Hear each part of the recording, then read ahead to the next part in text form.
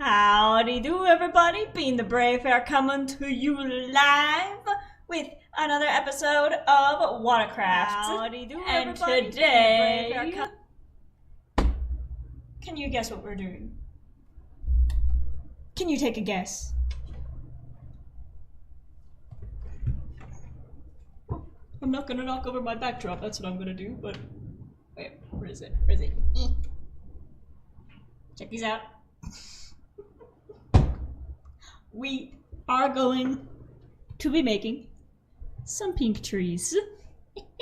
So I pulled out every matching piece of pink clothing that I have, because I have many pieces of pink clothing, but only a few that are the same shades of pink in terms of hat, top, bottom, shoes. So I got all these together to match.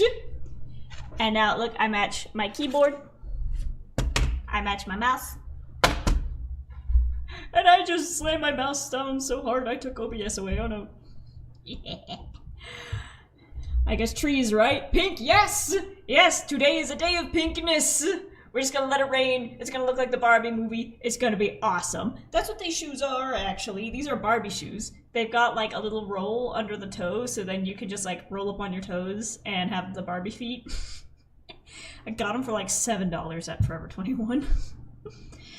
Anyways, hello Ninja Stars and Crafted Chen. Welcome to the chat. Welcome. I hope it's not too late for you guys. I know today is a little bit of a later stream than the other ones because I could not wake up. And then when I did wake up, I wrote fan fiction for like 6 hours. And then I took a nap. And now I'm here. But we're going to be talking about that fanfic as we build our trees.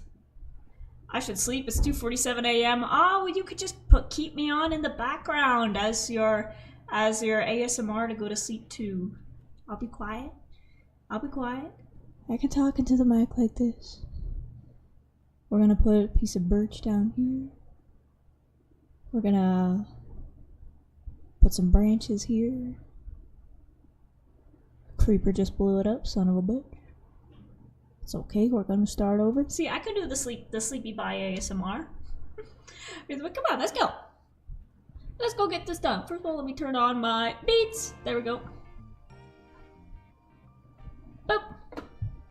There we go. Bye-bye. On. Game audio.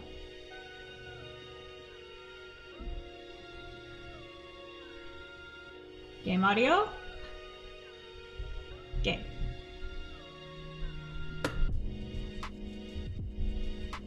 There's game audio. For whatever reason, like the past several streams, game audio has just not been audioing. Like it's just been non-existent. So don't know what was going on with that, but that is fixed now. Craft Chen says, that's an idea. Don't make me have pink nightmares. No promises. A pink nightmare would be more of a dream, you'd think, huh? Well, let's hop into Watercraft and see if it'll load. There we go.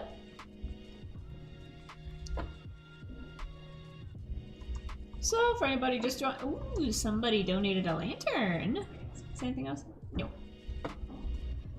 So, for those who are catching up, in our past few streams, we have been making this island out here of rainbow trees so that it can be the eventual forever home of all of our rainbow sheep over here. Oh, and there's a llama stuck inside. That's not a sheep. Silly goose. Well, I guess that's not a goose either. But anyways, we are making a tree of every color of the rainbow, and the last 3 that we have to do are pink, magenta, and purple. Those aren't really naturally occurring colors except for pink because of the cherry tree. So that's gonna be the easy one to match with. Because the thing that we're doing is we are building the trees out of, you know, just birch and wool. But for every wool color, we have a corresponding texture of the same color going with it. So we have red wool and netherwort. We have orange wool and acacia. We have yellow wool and glow blocks. Lime green and bamboo, and on and on. So for these last three, let's head over there. It'll be easier to brainstorm among the actual trees themselves. So first of all, let's take a look, make sure, you know, nothing exploded. Make sure everything's still where it's supposed to be. There we go, there's a red, a orange, and you're not growing any glowberries. You got one, come on. We could do better than that. Here's our yellow, green, dark green, which I guess is just regular green, and it's looking good now that the vines have grown. It's looking a bit more wild. We've got our blues over here, which we did last time. Dark blue was a bit of a hassle because we had to get lapis blocks as the texture, and not a lot of those available. Cyan was easy because that's just the exact same color as warped wood, and light blue we had to go on an adventure and get some ice. And since Minecraft doesn't have icicles yet, which I keep saying would be cool,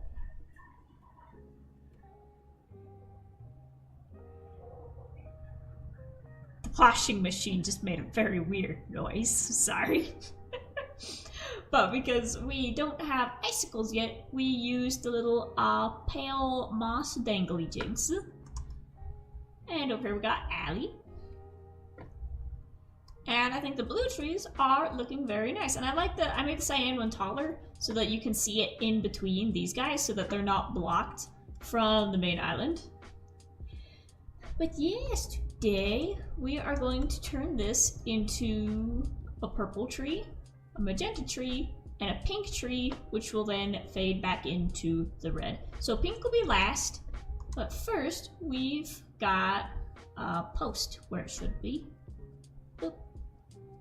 And this bad boy is going to be purple. So in order to make it purple, I think the perfect block for that is going to be some amethyst. I think that's going to look good.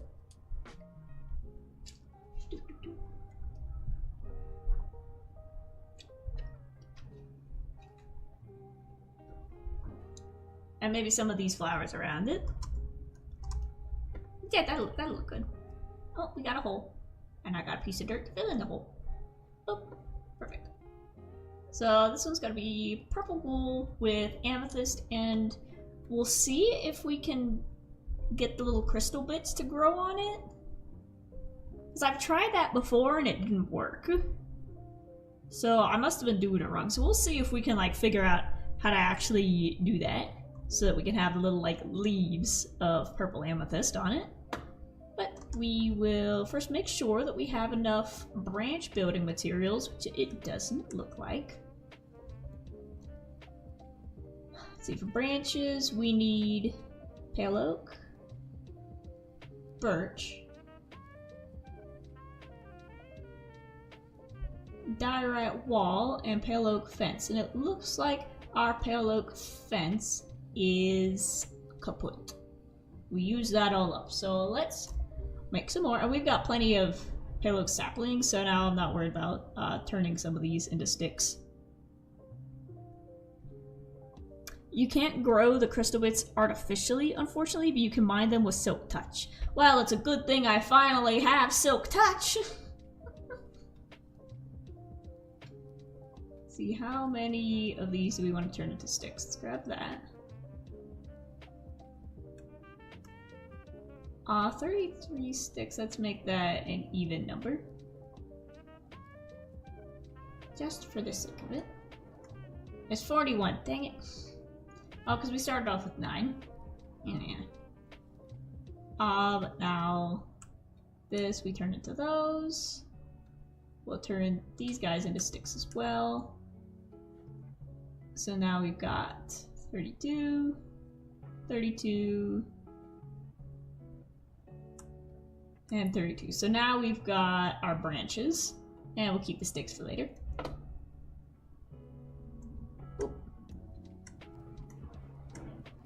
So this is our base materials. But for the rest of that, like I said, we are gonna go need some purple wool. Right, Weezer? Yeah. Gigi donated the first sheep to the island, so Weezer is our sort of test subject to see if he wanders into the ocean or if I need to put fences up. Where'd I park? Where did I park? Where did I park? Chef says, is that a backdrop I see? Yeah, I finally got it up.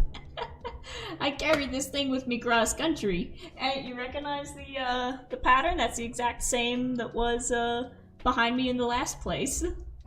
Except now I've got it thrown up over a room divider to block the sun from backlighting me and making me covered in shadows. That's what made me pull this out. Because the thing is, my desk is like right next to the outside door. And, you know, out here it's 300 days of sun and the sun doesn't set until 9 o'clock. So every time I would sit down to stream, I was watching it back and I'd realize that my lighting was awful because that light, as pretty as it is to look out, that light was hitting me from the back, casting my face in shadows. My little ring light couldn't do much about it. But now, I got a backdrop for the light to bounce off of, and now you can see me in all my reflective gloriousness. I guarantee, at some point, clip this and save this, at some point, Felix, my little kitten, is gonna knock this over and bring it crashing down on me during a stream at some point. Because he's already tried to climb to the top of it. He's already pulled the curtain down. He's already climbed up underneath the curtain and like latched onto the divider like a koala. And there's really no way to weigh it down because the legs are just kind of spindly. So I guarantee, at some point, he's gonna knock it over and it's gonna come crashing down on me during a stream. I guarantee. But he and the other cat laddie are taking a nap right now. They were being rambunctious earlier. So I think they tuckered themselves out.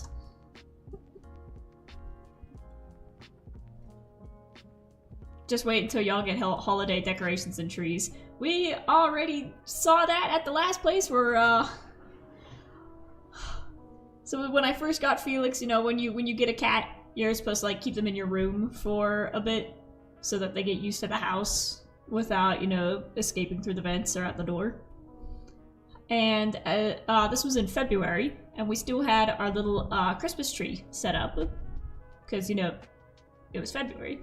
But we had one of those little plastic Christmas trees set up, and as soon as I let him out to, you know, go explore the rest of the apartment, he made a beeline right for the tree, took a flying leap at it, and just pew, bam, knocked it over.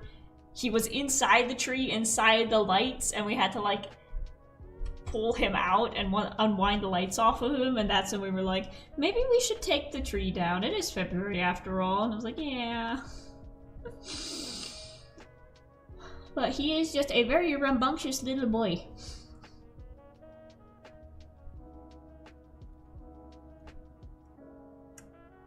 There we go, 64. It's gonna be a small tree. Why do cats seem to hate trees?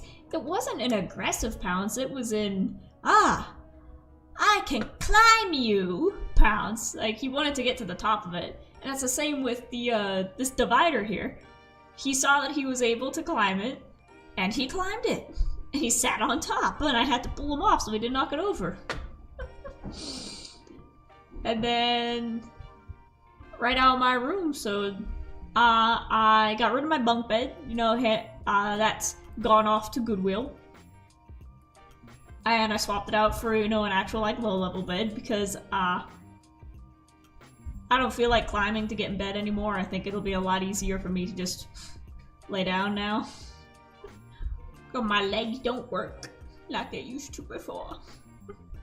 But even though the bunk bed frame is gone, I still have 2 mattresses. And until my bed frame came in, I was just sleeping on top of the 2 mattresses, one on top of the other. Well, now a bed frame's here, 1 mattress is on top, and the other mattress is up against the wall. And I was like, okay, I'll take that down to the dumpster at some point. But Felix has claimed it. It's his scratching post. He climbs up it. You know, I don't care that he's scratching at it. It's gonna get thrown out. But he is climbing it like a rock climbing wall. Just, and then he'll sit on top, and he's sleeping on top of the mattress all the way up on top. So I think that's kind of my sign that I need to get him a cat tree at some point. But for now, dirty mattress. We'll just have to do. It doesn't really match the decor of anything else, but it's his. I'm not going to take away his toy until I have something to replace it with. Chef says, my cat doesn't climb the tree, she just hides in the presents and swats at us from the caps. Aww. I think we haven't had a Christmas with Felix yet, because like I said, I just got him this year, Valentine's Day. So that's why his full name is Felix Valentino. Where would our amethyst be? I know we have some. I hear a witch. I hear somebody hee-hee-ha-haing. I don't much appreciate it. Mob drop, sandstone, prismarine, kelp, glass, clothing. Would that be in ores? There we go, block of amethyst. It's not the same color, the purple one.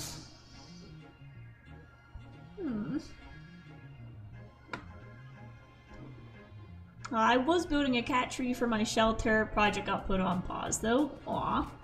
Well, hopefully you'll be able to get back to it once everything is back to normal. Here he is, Sir Felix Valentino. Do I have anything in here I can take out? Yeah. Like I said, I have ideas to make a copper shop. Because I have a whole bunch of copper and don't really have much use for it. So I think we can sell this stuff. Boop, boop, boop, boop, boop.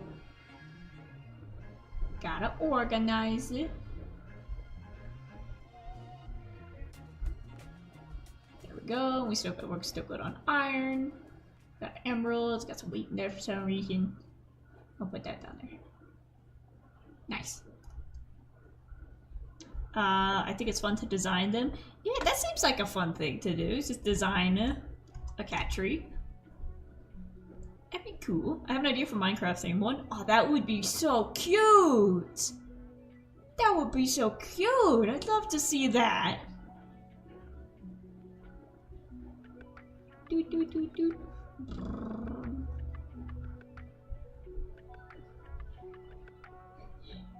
Go. Oh.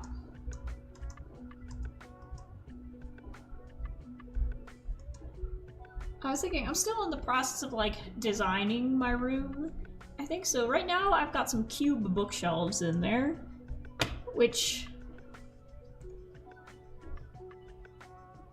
I think would actually fit better out here, because around my desk, this whole like my whole little streaming game area, I kind of have like black cube theme going on because I already got like black cube wall shelves.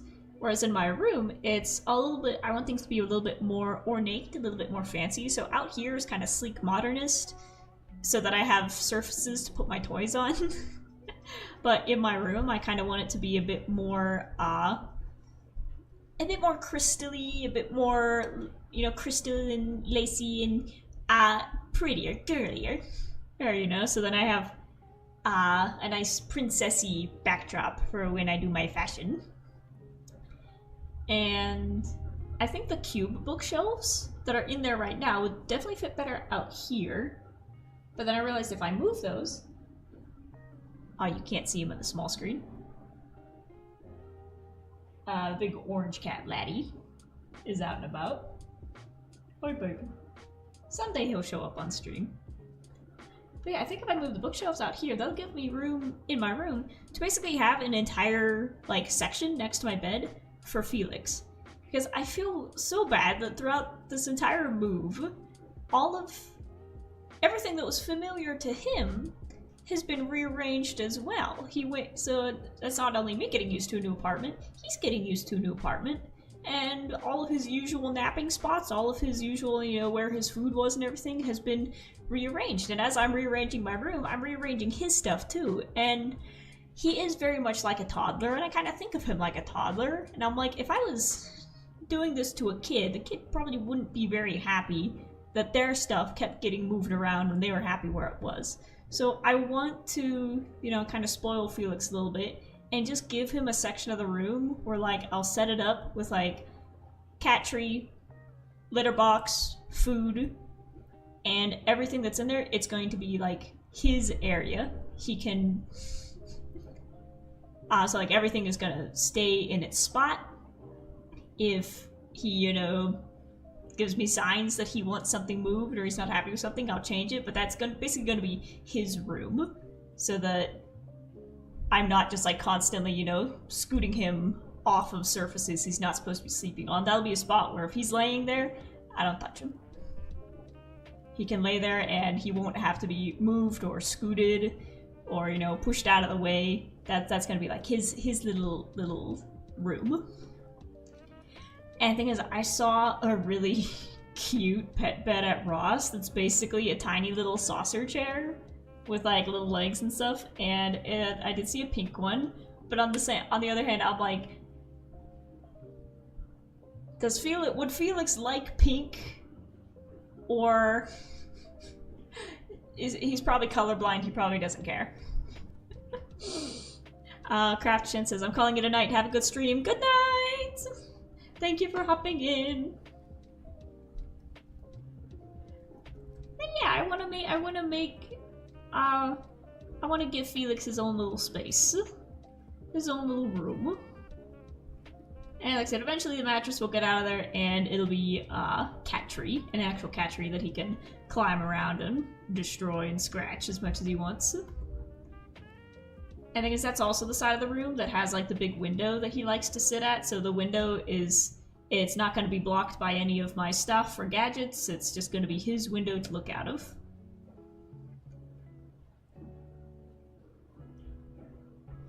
The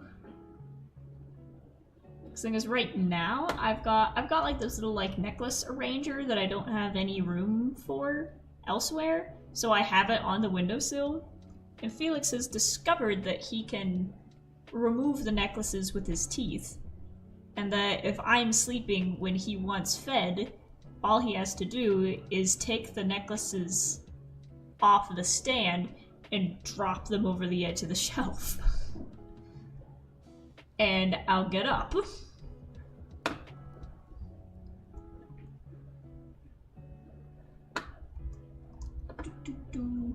But anyways, let's get started with our tree. Hi Felix, there you are. You're looking for one of your toys, aren't you?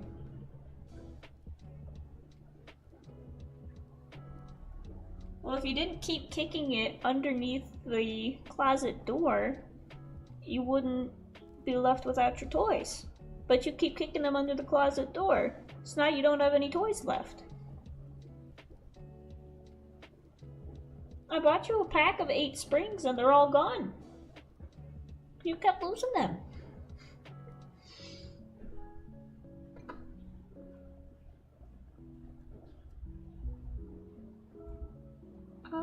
I need some actual logs. Not that one. We're gonna take this one. Ooh.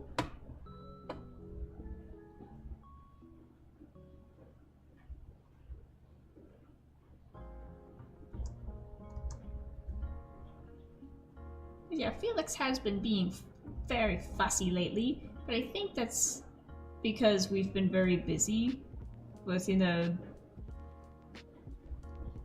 adult stuff, and I want to make sure I still give him his lovey-dovey playtime. So I'll play with you with the feather tonight, okay? Okay. He's checking out the dishwasher. He's still not sure what it is. I think birch log. So we got one like that, and then that one. Oh no, we don't have our scaffolding. Where's our scaffolding?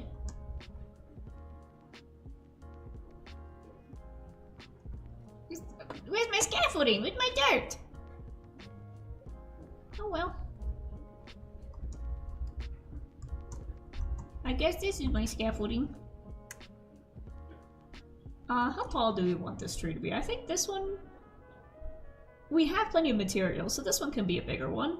And then magenta, we don't have a lot of magenta, so I think magenta is going to be a tiny, tiny little thing. And then pink's going to be a nice big one. Because we got plenty of pink. So this one could be big. So we'll make it go up a little bit taller. And we are running out of stone walls. Oh, now, dang it.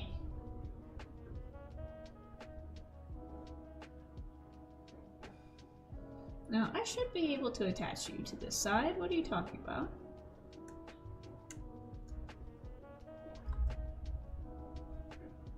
There we go. I don't know why you weren't doing that from the bottom. This log here actually doesn't look too bad, but oh well. Get that. Now we'll leave that alone, but now we need...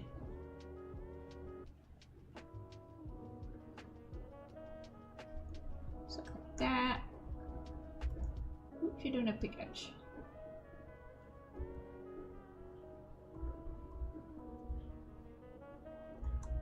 There we go. I think just something like that.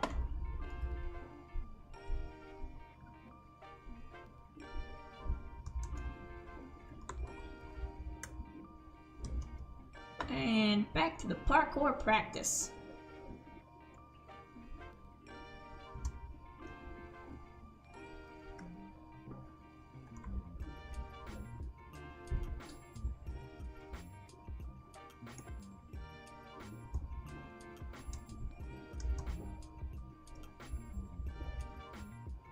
I think this guy's gonna come out this way.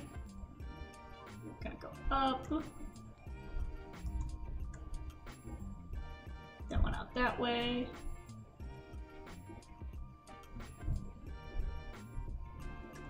This is gonna go up this way. Got a piece sticking out there. This piece is gonna be out here.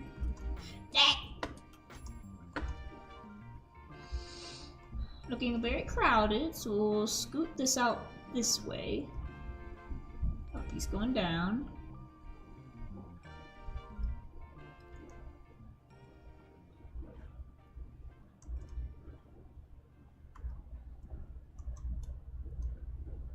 Nope. I still don't like the gap between those two, so I think I need to stretch that one out.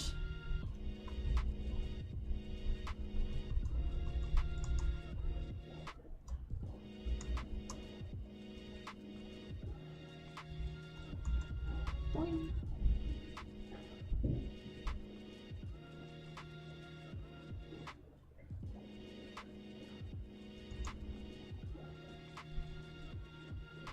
Actually, I did that backwards.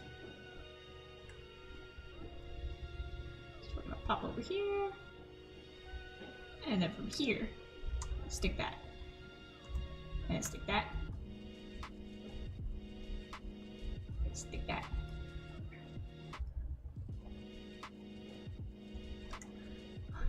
Shav says, I was looking through my photos from the shelter and was sketching some cats. I miss it so much. Aww. And I'm sure the cats miss you too. They're probably like, where'd they go? Where'd they go? Don't worry, you'll be back in there in no time.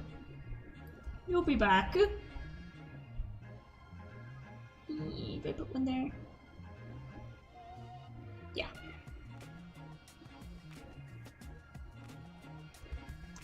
What is this doing?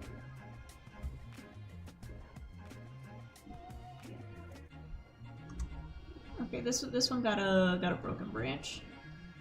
Stick that there.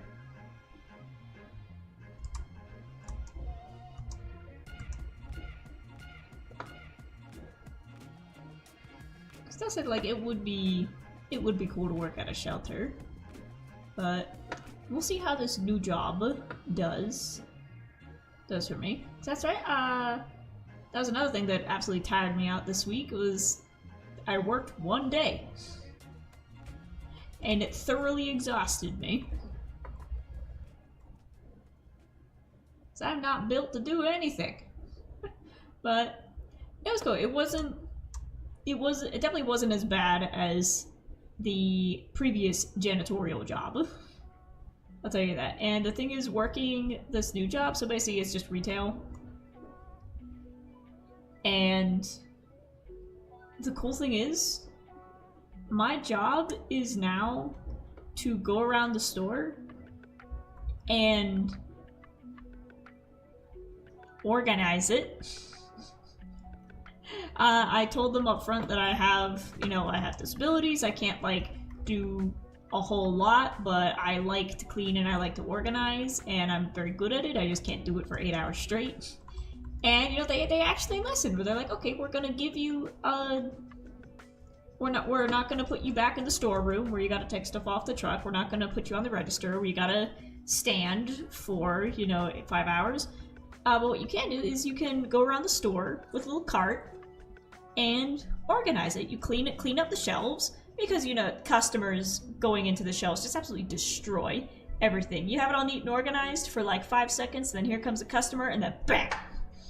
Everything's just messed up. So my job is to go and basically put the shelves back together and find things that don't belong and put them back where they belong.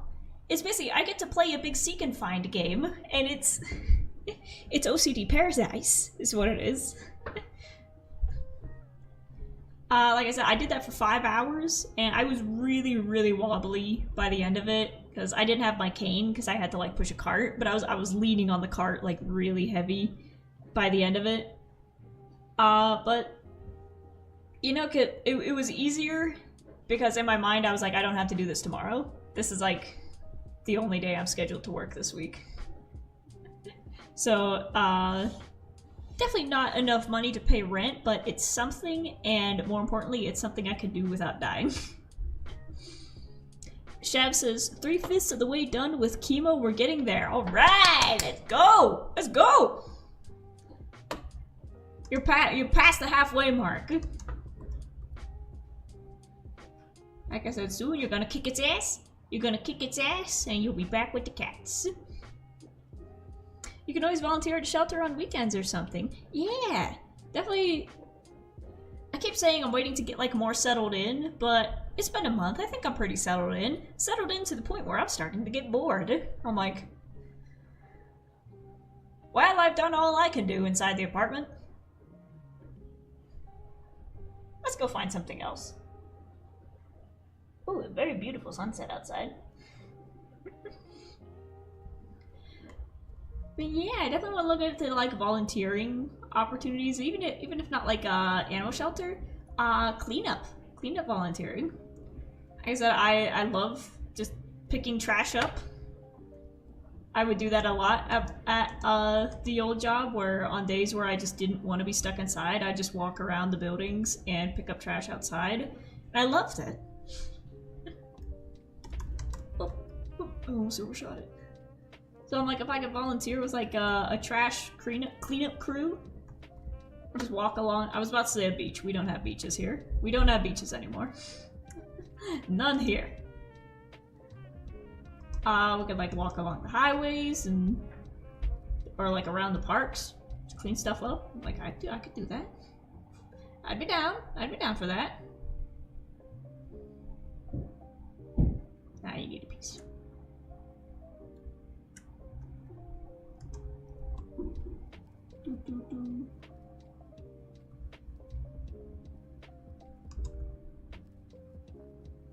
I love the sound it makes. Wow. Bop. Bop. Bop.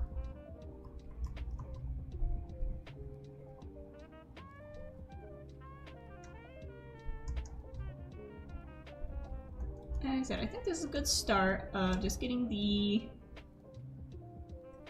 covering up the sticks. Boop. Boop. Volunteering is the best if you want to combine that with animals. Some zoos have volunteering opportunities that involve cleaning up around the zoo. Maybe?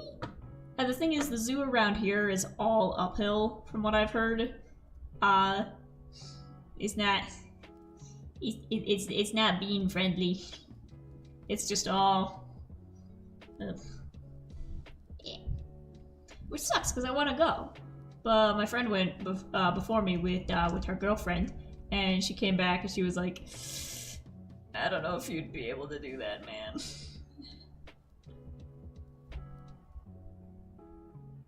Which is nice. It's nice to have a friend like scouting out the areas ahead of time to come back to me and be like, not accessible. Or they'll come back and they'll be like, dude, they have like a little golf cart service that can take you around, or oh, this place has wheelchairs at it.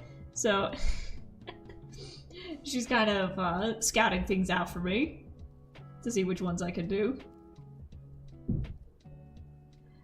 You did move to a mountainous state. Yeah. The thing is, we went to a little park the other day. One of the Red Rock parks. And I was able to walk it for a decent amount before I got tired. And like, it was uphill, but it wasn't like steep. It was just like, you weren't going up into the mountains, you were just like walking around the rocks, and that was pretty doable. So I'm like, I could do that again. You know, doing that on a bike would be, I could do that. Lots of zoos have electric wheelchairs you can rent. Look at their accessibility options on their website. Yeah, hopefully, we'll see. Gigi says, hi Bean, hi Gigi. Welcome. I'm trying to build a tree, and I think this one might be turning out a little bit ugly. I haven't seen it from the ground yet, so let's just keep covering it up with wool. Let's just keep doing that. Oh, I got a branch. I got branches down here.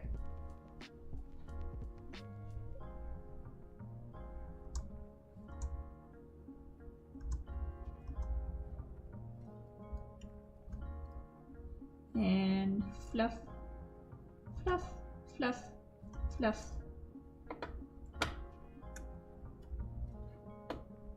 Fluff, fluff, fluff.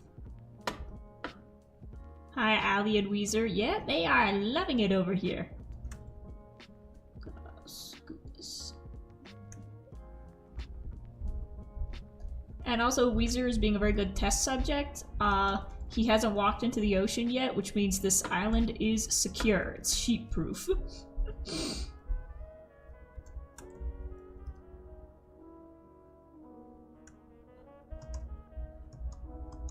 Oh, as I jump around the tree, they're making noise.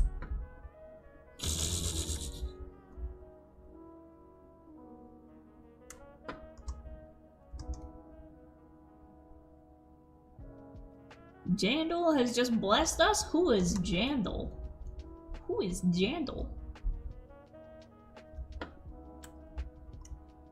You're playing Grow a Garden. Is the garden growing? Mary, quite contrary.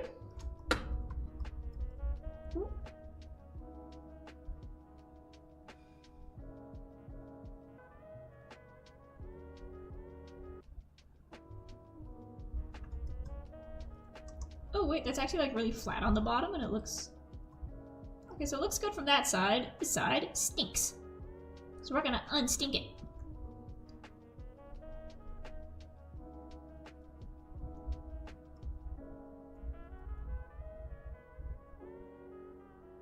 I want a piece to go right there. But not right there. There we go. Ouch!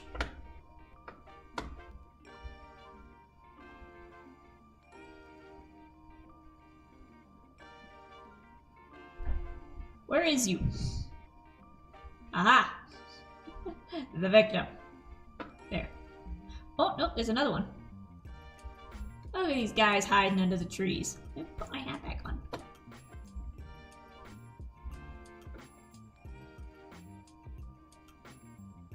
Where'd he go? I see you. I see you hiding back here. Smack, smack. Excuse me.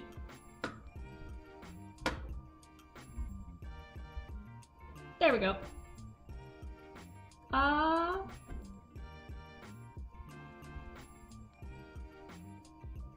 There we go.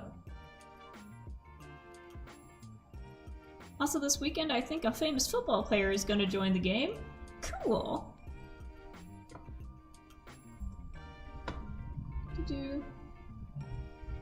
The thing with football and like sports in general is that I don't follow it, but I'll still absolutely go watch a game in person. Like, I've never watched a hockey game on TV in my life, but every time I've gone to watch a hockey game in person, it's been a blast. I've never seen a football game before. I think those were always a bit too big, way too expensive to go to, but we've seen baseball. They're touching. They're kissing.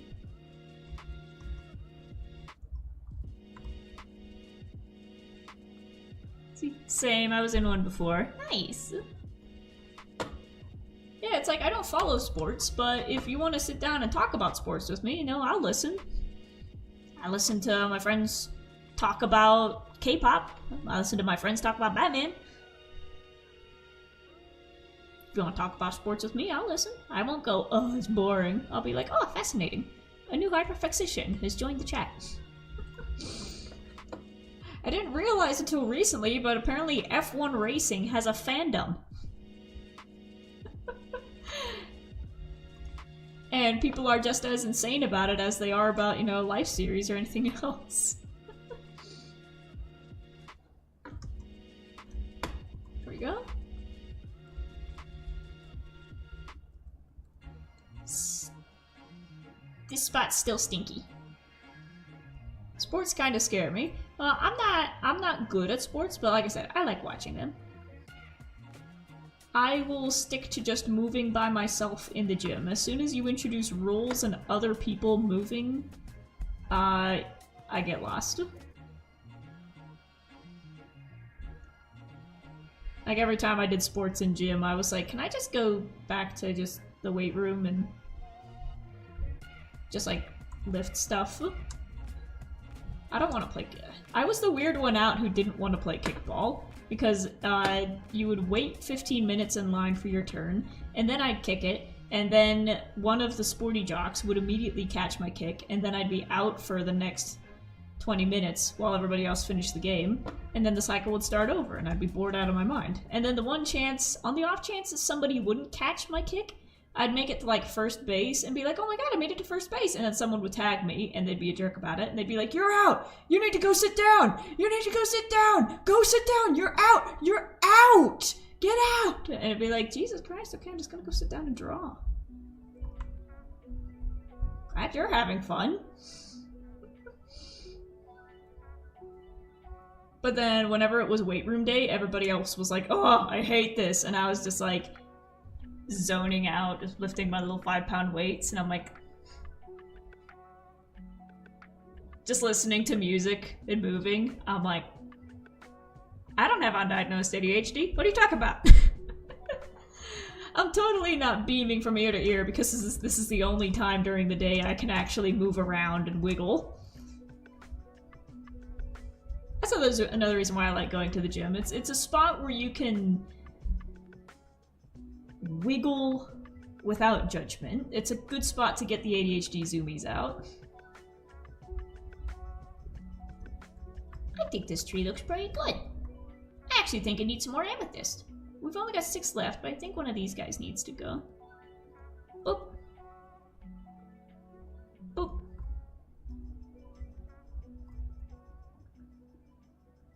And we'll put a piece up underneath here.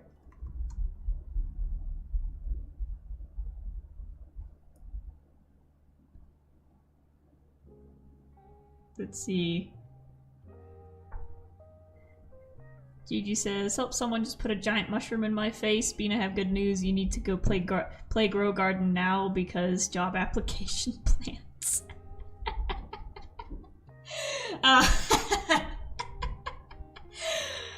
Do you grow a job application? Oh my god, that would be so much easier than filling them out online. It's just like, here's my application. I grew this in my garden. Please accept it. And then they're like, no, you don't have 10 years of experience. And it's like, this is an entry-level position. Yeah, so? Any job that requires experience for an entry-level position is just red flag immediately, walk away, they don't know what they're doing. What am I getting? I knew that I was walking away to go get something, but I forgot in the middle of it. We're gonna go get purple glass. Purple rain, purple rain. There's more to that song, but I don't know it. We might be running out of glass. Oh no, that's right. I wanted to pick up more little crystalies. Biscuit may join chat. Awesome. Ba-ba. Did I ever pick up a little ore? No, I got quartz. Aw. But we will just have to make this glass last. Actually, how do you turn the squares into panes? Isn't that an old song? Yeah, Purple Rain by Prince. How do I turn you into planes? Panes.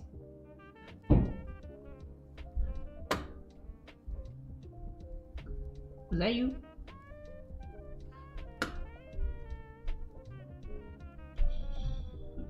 Do you just do this? No, is it one of these guys? Aha! Brrr. And that makes 16. There we go. I will make 64 this, but I need purple dye. Chef says, I have just received a postcard. Ooh. Who's it from? Where is it from? Allium turns into purple, right?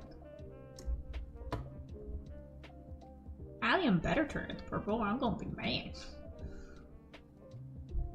It turns into magenta! Says, how's the trans phase going? What?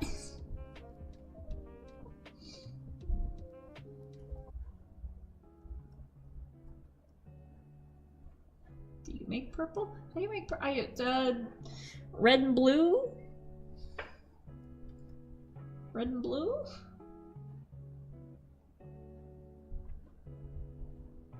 It's gotta be just red and blue, right?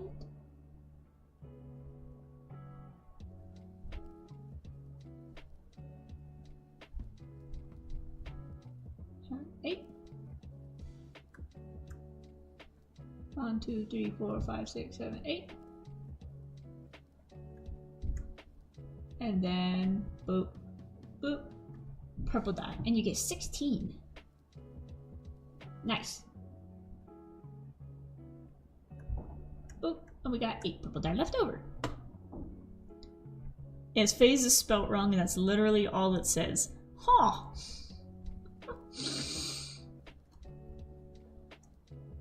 Boop. It's from my best friend and his handwriting is atrocious. Oh my god. I was about to say, if it was from a stranger, that'd be weird, but it's from your friend, that's fine. I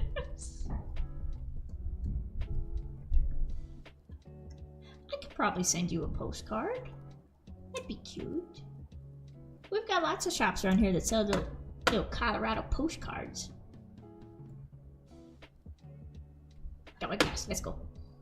I don't need anything else.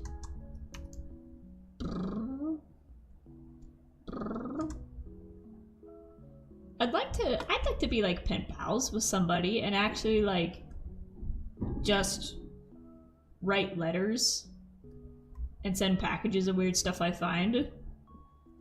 So I feel like I'd be more likely to talk to my long distance buddies.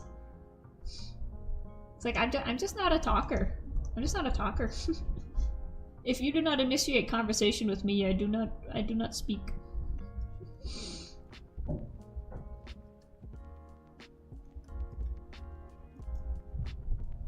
But I feel like if I was writing letters to somebody, then it'd be a lot, I guess, easier, because then you can just info dump your entire past few months into one letter, and it'd still be special. Gigi says, if you got a card from me, you would just get wizard and glitter bombed. Yeah, I should probably sleep. Boop. Yeah, I think I'd be a better pen pal than a texter. Like I said, because then you could just talk about the past 6 months, and then your friend tells you about their past 6 months, and it's like, alright, I'll write you another letter in 6 months.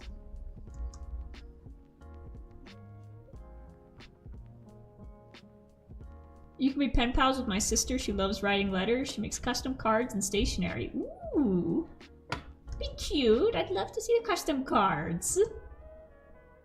One of my aunts did that. She was like, she would make a little custom birthday card for everybody for every occasion, and it was really cute.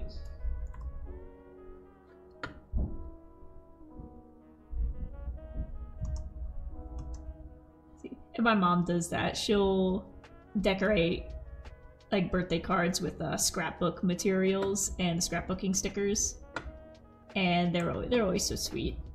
I found a card from my mom that I hadn't like opened up because it was in between a book, and I don't know how it like slipped past me, but I opened it up and there was, you know, a cute little birthday card, and there was an unused Hot Topic gift card, and I'm like, oh my god, I'm so sorry, I missed this one, but you bet I'm gonna go use that gift card now.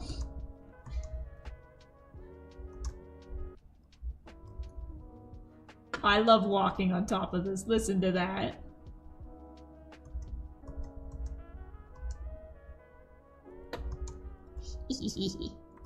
I think we need a piece over here. There we go. She makes amazing gift boxes and sends them to me and my other sister at camp. Oh, they said that sounds so cute. See, I don't know about those little spikes up there. Let's see. Oh, I need more on this side. I need some on this side. Ooh.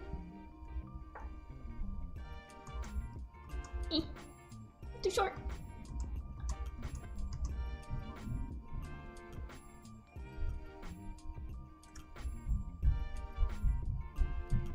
There we go. So now we got our leaves sticking out on this side, our leafage.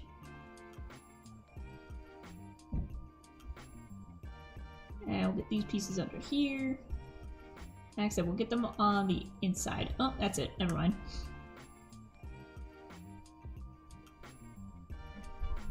Fuck that piece. That looks kind of flat over there, but this isn't... This is kind of a back of the base area. We're not really going to see it from this angle. So, you know, it'll be back of the Christmas tree, like the cyan tree. Cyan tree is just... It's rough in the back. Oh, but let's see. I think that looks really good. I like Mr. Purple Tree. Yeah, that is a flat piece right there. Kind of bare, but on this side, this side looks good. This angle looks good. And then the glass does make a good, like, smear transition between the very neon purple and more of the dusky lavender of the amethyst. That makes a nice little transition color between the two of them. Let's see, Shav says, may my mom tell her that she should sell her custom stationery and do, like, commission designs. She's about to go off to college, but maybe afterwards she will. Yeah, that'd be a good little side gig. Although, I'm definitely guilty of also doing this to my friends, or like anytime I see that they're good at something, I'm like, oh, you can make money on that, because that's just... I'm poor, that's what I think about it. But I'm also realizing that, like, you know, not every hobby has to be monetized. It'd be cool if you could, if you want to, but if you want to make something for fun, that's okay too. If you want to make it just for you, that's okay. This isn't one of those things. Subscribe to my Patreon today, please.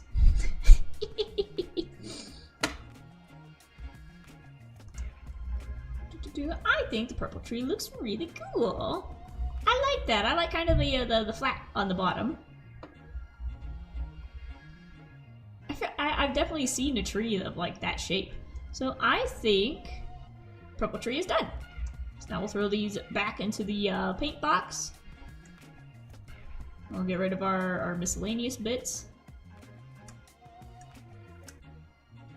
And now it's on to magenta. Now it's on to magenta. Gigi says, I will definitely become rich soon. We all will. We're manifesting it. Let's go. We're manifesting finding that $100 on the ground. My commissions have actually been doing really good. My commissions are open too, by the way, if anyone's interested. But, like, they've been doing really good. Chev says, that's me. I'm trying to stop doing that because I keep saying I'm not being productive enough during my time having cancer. Yeah, don't fall into the capitalistic mindset of productivity equals worth. That is such not the case. That is designed to keep people in unhappy dead-end jobs. If you are not productive, you still have worth. If you're not making money, you still have worth. And like I said, your value as a person is not determined by your output. It's not determined by the output that you put into the world in terms of, you know, monetary goods, but in terms of the output you put in terms of good vibes. And, you know, making other people's day better, making your day better. Gigi says, when I was 0, I won the lottery. No joke. Not even... Did your parents do the thing where, like, they buy you a card and they were like, oh, whoa, wait. You won, like, $500. That's a good start. That's a good win. What am I getting? Kind of just walked in here automatically. Well, I think... for the magenta tree, let's hop back in the boat, because I didn't mean to come over here. I wanted to go to my store. Magenta is one of our rare colors, because we've only got like 2 of those sheep.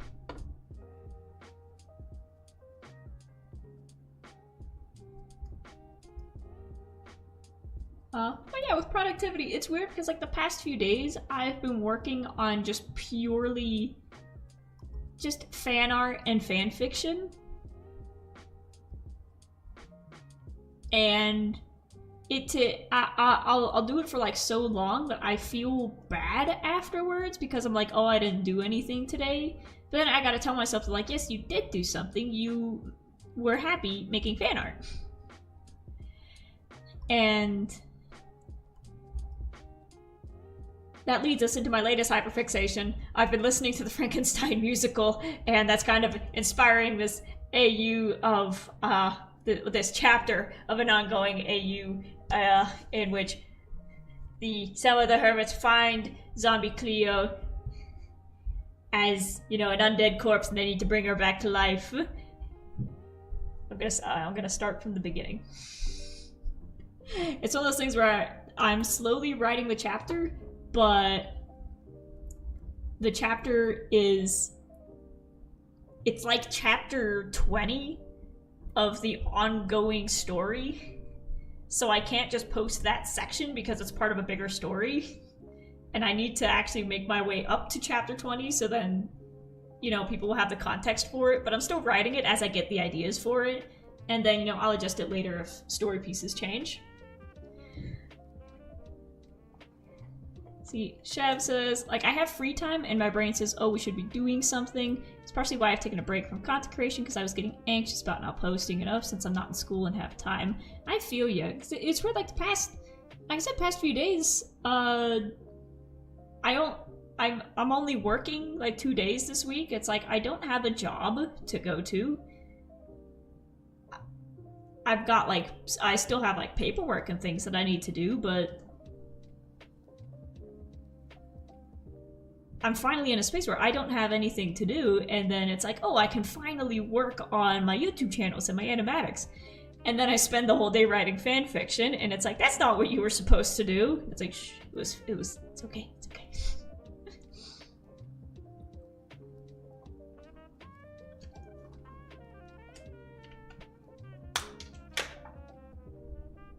I do not control the creativity flow, and if I get stricken for an idea for a story, I must write it down or I will simply combust. Oh, we've only got 59 magenta. This is gonna be a tiny tree, and in order to get a matching color, is there a magenta coral? Or are we gonna need terracotta? Because those are the only two colors I can think of that would match this.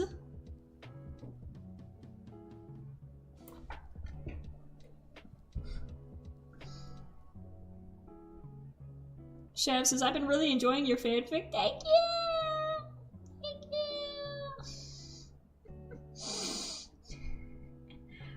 You might have some. Please steal from me. Ooh, ooh, ooh. Some terracotta. Some magenta terracotta. On God, we're gonna make that little pink arrow look good. But yeah, for the fanfic, so it's this really big steampunk kind of fantasy AU that I've got going on. It's Hermitcraft, of course, but it's kind of just this practice ground, a creative testing world for a bigger steampunk world that I want to write a story for later. And right now the hermits are just kind of my test subjects for the world and like figuring out the mechanics and the species and how the magic system works. And it's really fun figuring out how it works using them as my test subjects. So then when I go to, you know, write my actual story or comic book or whatever it turns into, then everything is already, all the rules are already set in place.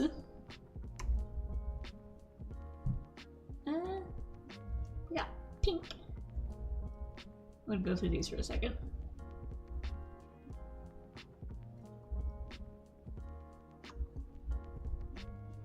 Do-do. I didn't see any pink, but I see a zombie heading for me. Bop, bop, bop, bop. And one of the cooler things is like turning the Minecraft world itself into like sort of a D&D fantasy setting. Because come on, this is like the perfect setup for a fantasy world, because you've got, especially a steampunk fantasy world, because you've got magic and potions and zombies and skeletons and things trying to kill you in the night, but you also have redstone and electricity and the ability to build a computer. So this is like, Minecraft itself is like the perfect stage for, Gigi, why don't you have a bed in here? It's the perfect stage for a fantasy story. And then of course I guess combine that with the steampunk when it comes to redstone. And you've got yourself, oh, pink concrete. No. I ate the bed. Why would you go upstairs? I was upstairs, there was nothing!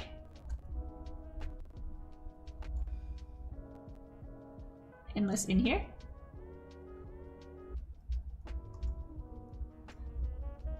There! Why would you put that there?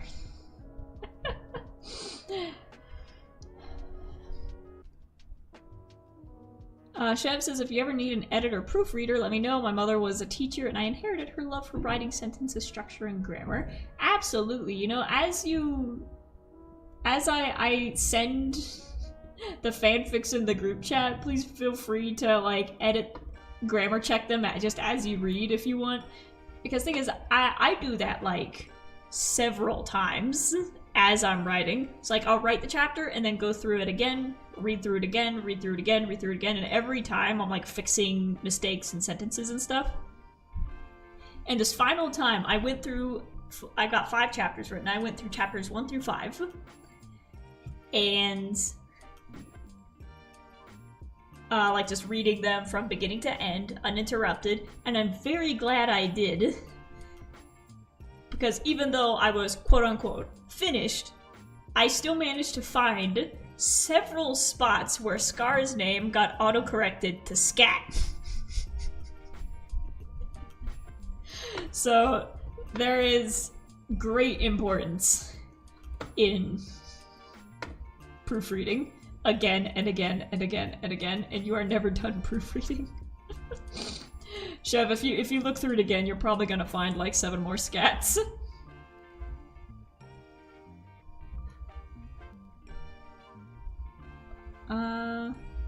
He's paper. Aww. Oh, you got an armor stand set up. Sorry, I'm kind of snooping. Oh, let's see the island.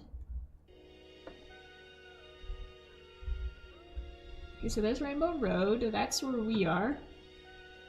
And over here is my ugly house.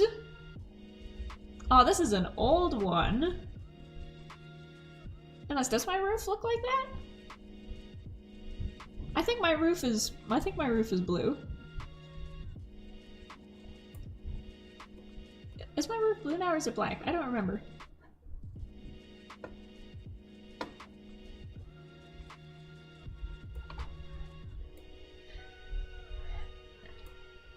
Chev says, really? Can I? May I please print it out and mark it with a pen? Absolutely. Absolutely go for it.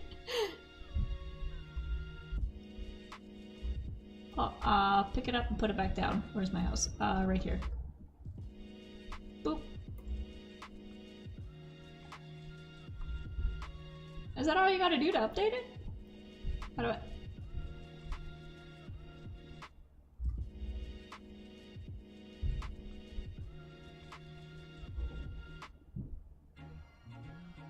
I guess my roof is black. Yeah, because the swimming pool's out here now.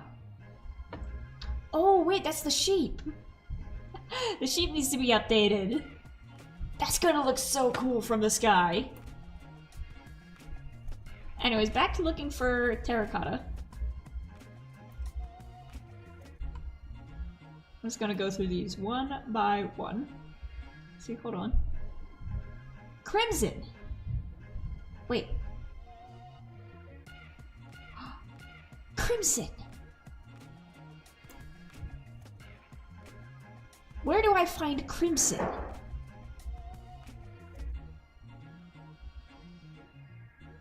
Is that...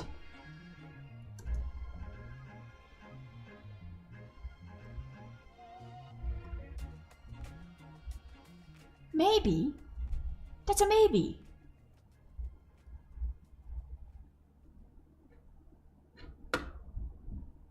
I need crimson. Crimson. Unless you have crimson in here.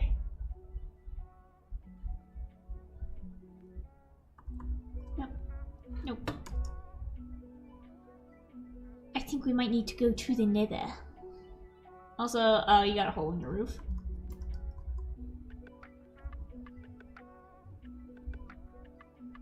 Sorry, I can't talk and think at the same time.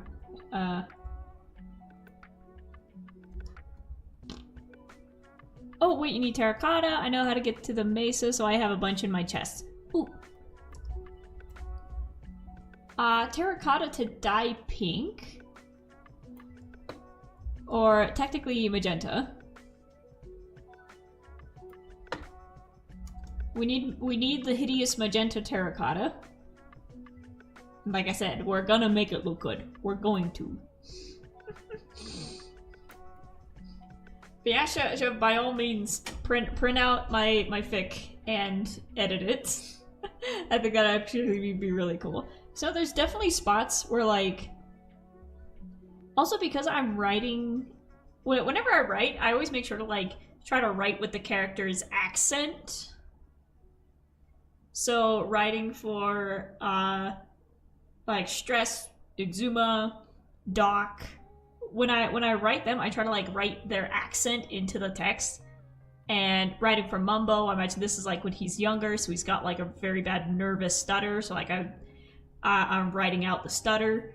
And it'll definitely be helpful to have another pair of eyes on it, because I know what the character is supposed to say, but through the accent, the way it's written, can you, the reader, understand what they're supposed to say?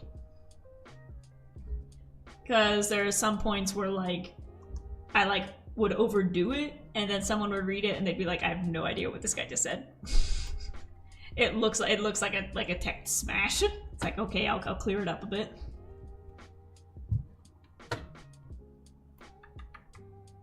Why'd I just come down here?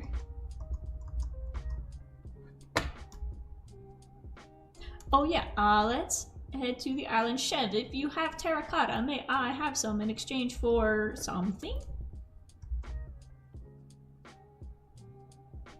I need to go get a boat. See, can you please add the ugly arrows? Please, I love them so much. Yes, we will add the ugly arrows. If that's magenta, right? For terracotta? That's not like purple or pink. No, because pink terracotta actually looks pretty. Chef says I'm gonna do it. Alright! So yeah, be my extra pair of eyes to make sure that what the characters are saying is understandable. And make sure Scar didn't get autocorrected to scat.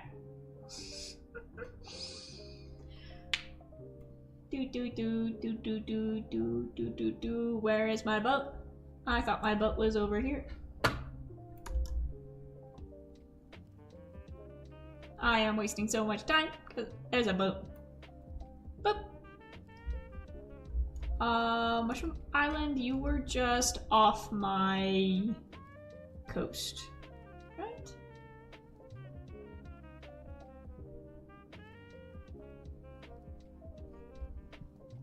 Juju says, I was watching TikTok yesterday and young Martin looks so much like Filza. I know, I remember that was a running joke. Before I even knew who Martin was, I knew of him as Filza's doppelganger.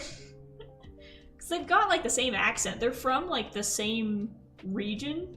So they got the same accent, and like if you're not familiar with either of them, you'll just look at Martin and be like, oh, that's Filza wearing glasses. Or you look at Filza and it's like, oh, that's Martin without glasses.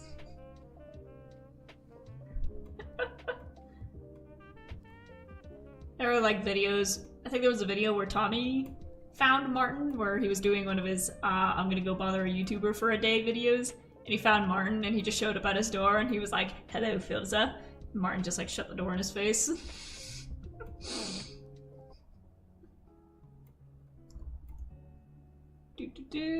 Yeah, it's either in my chest on my platform or a chest by the monstrous pillar I built.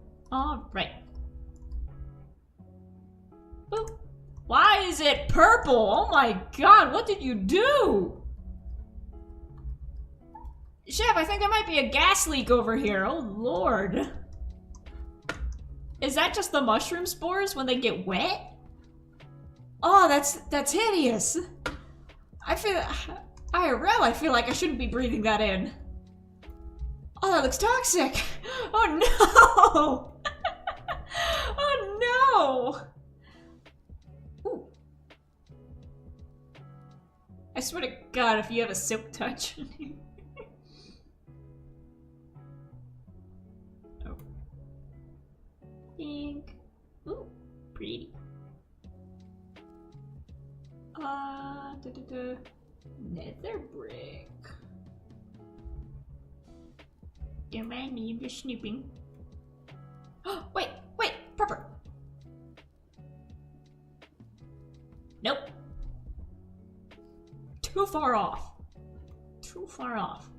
Honestly, magenta is such a neon color. It's like none of the other. You can't even come close to it. Oh, unless there's one in here. Let's see. Chev says, I got Philza and Martin mixed up when I first got into Minecraft, but I actually didn't know who Philza was and thought he was Martin.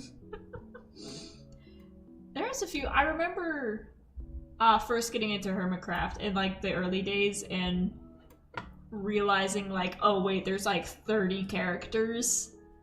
I need to write this down. And that was like my first character chart, was me like making a design for each of them and like putting their name underneath so I knew who was who. I think it was like the eyes, because there was like Eskel and Impulse, and it was like, okay, that's two different people. That one's green, that one's yellow. Cleo, easy to spot, that's a zombie. Pearl and Gem, orange hair, brown hair. Okay. And then just like categorizing them. And then, you know, my story. The whole reason why in my AU I imagined Beef and XB as twins is because when I first started watching, genuinely thought they were the same person. Like, I saw them next to, I'd see them in separate videos and be like, that's Beef. And then I thought it was just one guy. I thought it was just one guy, but no, there were two the whole time. So now in the AU, they're twins, and they do that to people, where someone's like, oh my god, there's two of you? And they're like, yeah.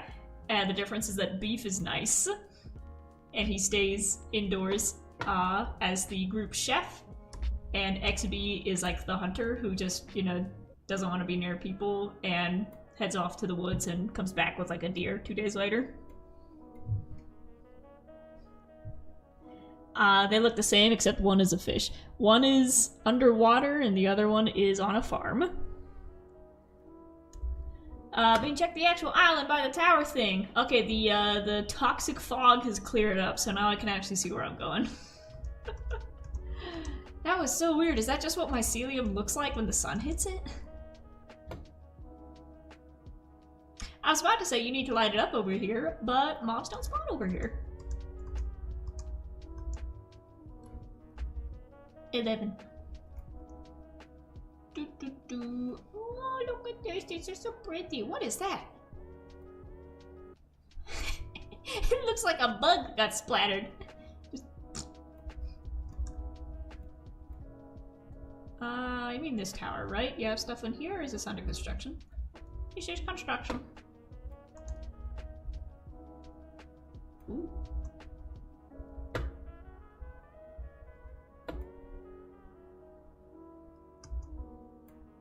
Oh, Chef, what did you say?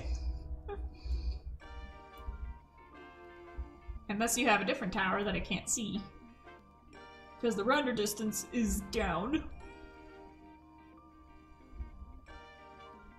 Where'd it go? I don't know. Actually, wait, I think I opened some up. No, your cow's escaping! Oh, he's supposed to be in there. He's being contained as he should be. Never mind. Let me head back down to over here. I think I saw it, but I was distracted.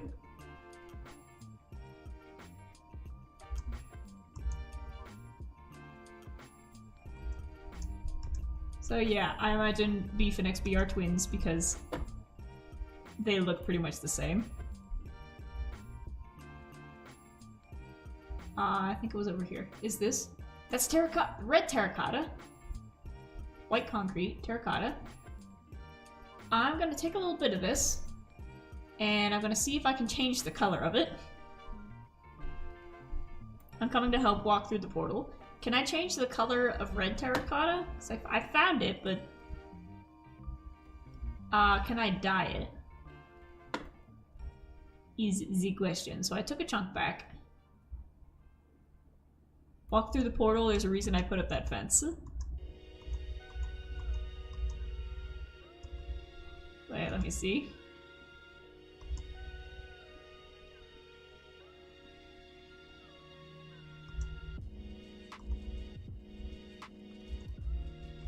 I'm very curious as to what's back here.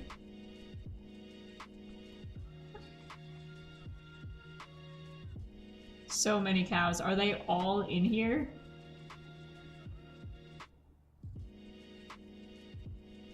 Is it just gonna be like an apocalypse of cows?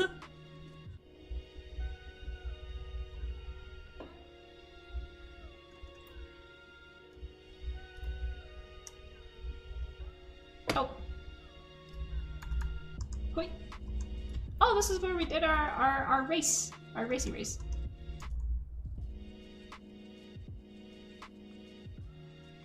Is that the portal back home? To the Fortress of Mesa. Oh, there's a cow. No, poor baby. Poor baby.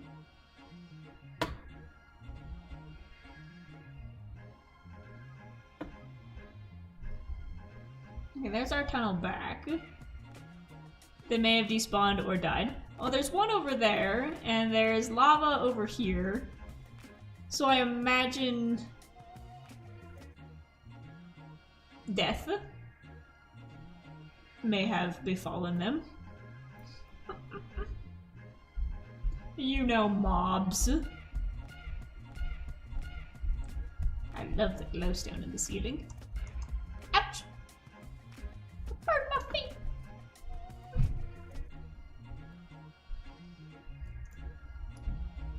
No, I'm getting dizzy. I'm getting dizzy. How do I leave? How do I leave? There we go.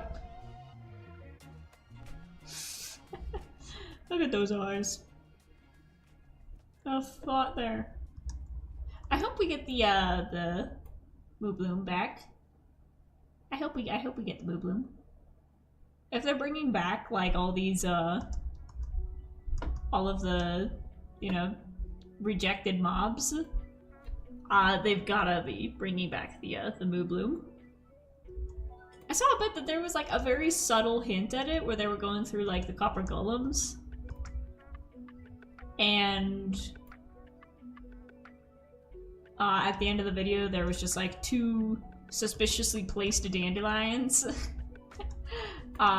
arranged like they would be on a Moo Bloom's back. So that's pretty compelling. Which way do I need to go? I need to go this way. Quite difficult when the island doesn't render in from this far.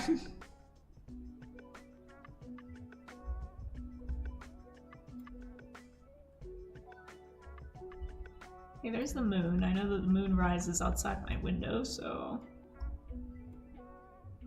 I think we are gonna get it soon, very soon. Oh, I gotta go. Bye. Goodbye, Gigi. Goodbye.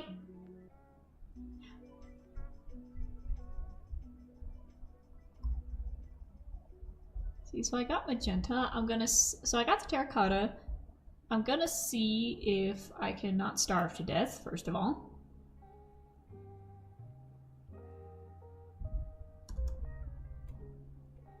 And we're gonna see if it's already red. Are we able to dye it? Yeah, because we need to make it glazed. And then the glaze is when you put the color on. Oh, I've still got a piece missing out of my roof. Oh well.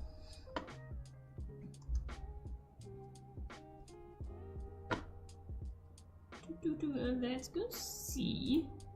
I'll get you some more if you need. I think this should be good enough because I just need enough to texture a tree. And we only have 59 pieces of wool.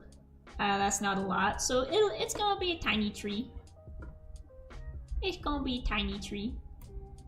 But dye, there's purple, and now we know that we need the allium. I was wondering why I only had 2. We're gonna take the allium.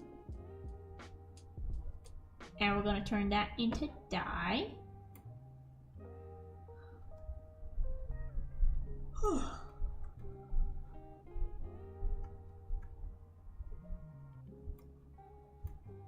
And terracotta. Do I need to bake you? I'm gonna start with 1.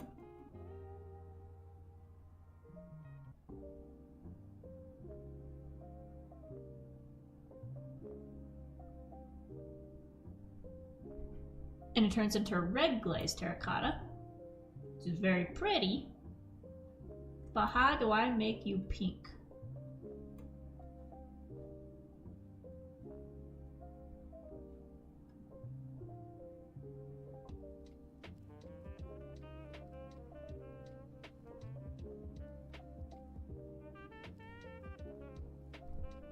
Oh, wait a second. Again, look at the Crimson.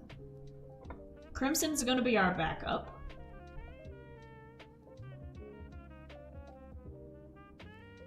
Or maybe even stripped cherry wood. But that's really pale.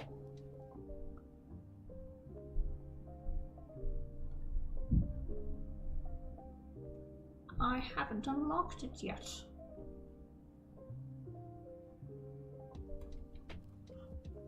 How do I color you?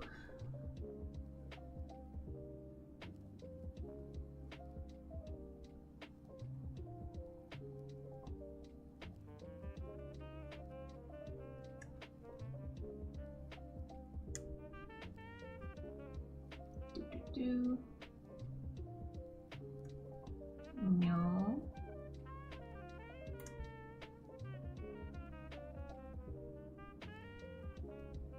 Did you have blank terracotta? You had sand. Are you able to turn sand into terracotta?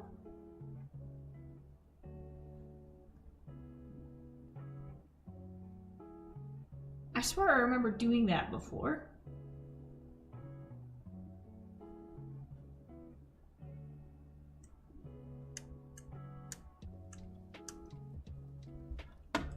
I'm taking the smooth sandstone, and now let's see if it's opened up. So, dripstone.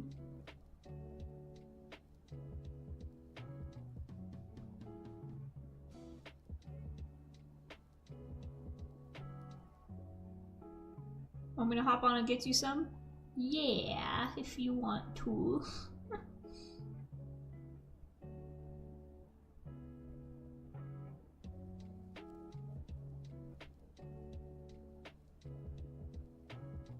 I can make red sandstone.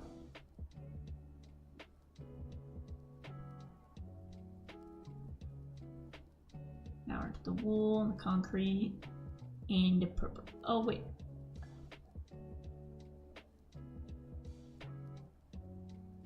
I just need blank terracotta. I can fly over to the mesa and mine a stack. Awesome, thank you very much. I can repay you with goods and services. And wool. I have plenty of wool, except for magenta. I don't have magenta wool. Why do my boats keep disappearing? Where's my boat? Oh, I parked it over here. This is me every time I leave the house and go into the parking lot. There we go. I have 9 pieces of white terracotta.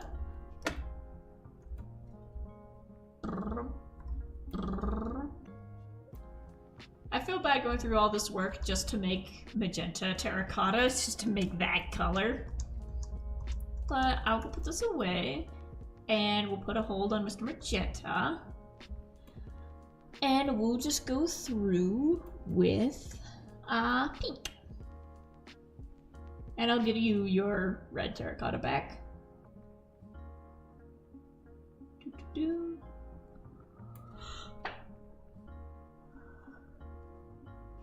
Oh, I gotta crack my back. There we go.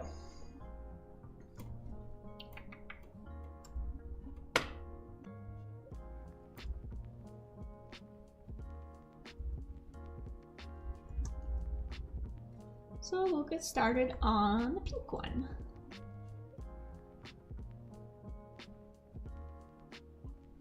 So anyways, for my steampunk AU, my skin won't load, so don't judge.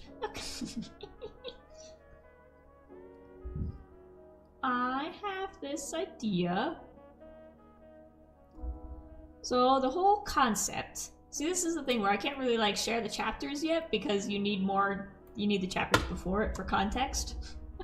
So the whole concept is that the hermits are sort of this group of explorers, and their job is to go to abandoned places around the world and rebuild them to be livable again. Because the whole thing came from just the idea of trying to find a logical reason for why they're doing what they're doing. It's like, okay, what would be like the story reason for why a bunch of people from different countries are building a city together in the middle of nowhere? So I have this idea that they're, like I said, kind of an explorers slash construction crew that goes out to these places, these abandoned like fishing villages or abandoned, you know, civilizations that were wiped out mysteriously, and they go in and they rebuild it and make them livable again. Because at the end of every season, what do? They open it up for us, the viewers, to go explore it. So that'll be them opening up the island for people to come live on it again. And, you know, while they're there, they clear out the monsters and any, you know, black magic that may have settled in over time. And the story kind of starts with Exuma and Doc as the captains. Exuma's the captain, Doc is kind of the foreman, the co-captain. Exuma takes care of the paperwork. Doc's job is to make sure everybody else is doing their job. And I think I want this one to like branch off a bit more. Like literally, so we'll have you stick out this way. And stick that up there. And we've also got plenty of room over here, so we can maybe make you dip down.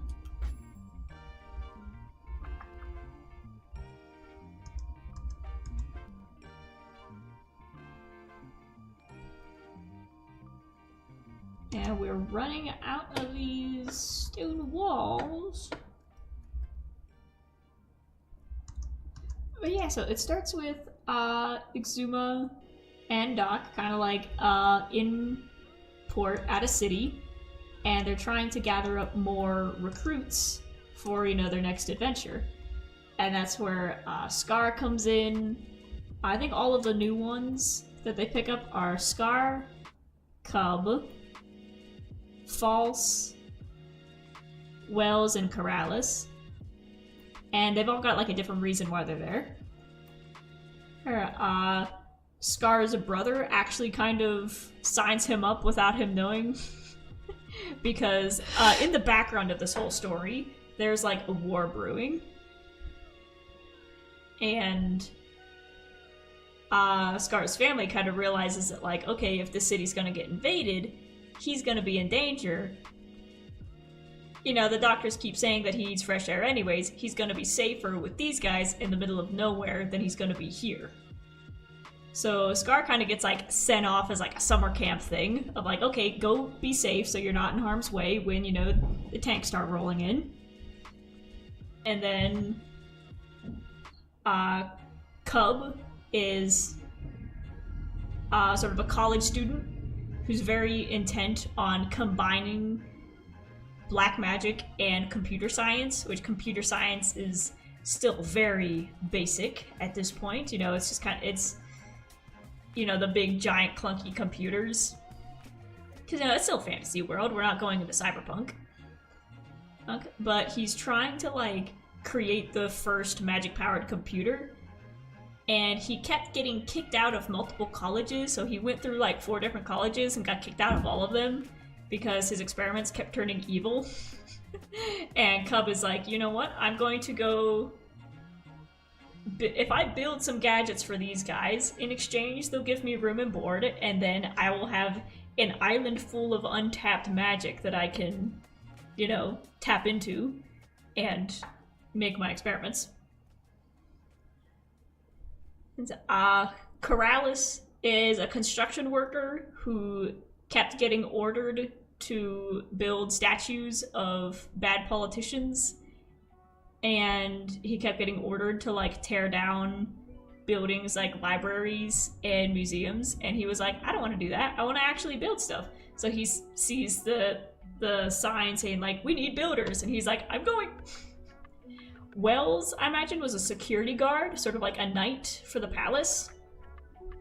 And again, with the way things are going, he's like, I don't want to fight for these guys. I'm gonna go be, you know, security for this group heading out to the middle of nowhere, where my services will actually be, you know, needed. Chef's asleep. Okay. It's story time though.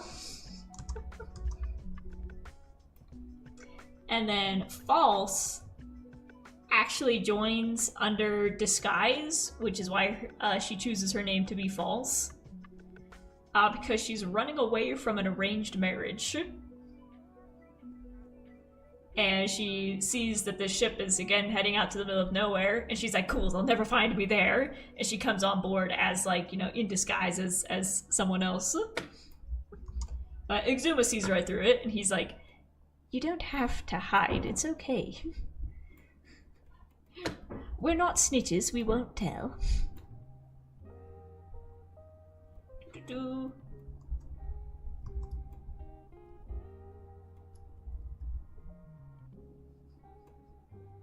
Side note, but from in the Sonic fan dubs, there's a moment where King Dedede is, it's for like the Smash Bros fan dubs.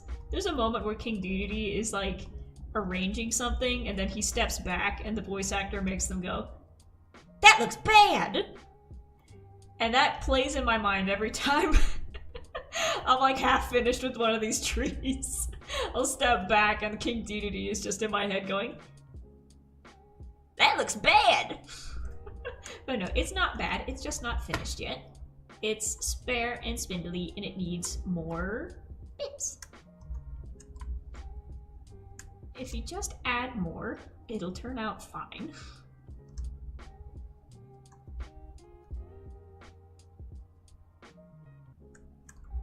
I think we need some more pieces. Go inward. Not like that.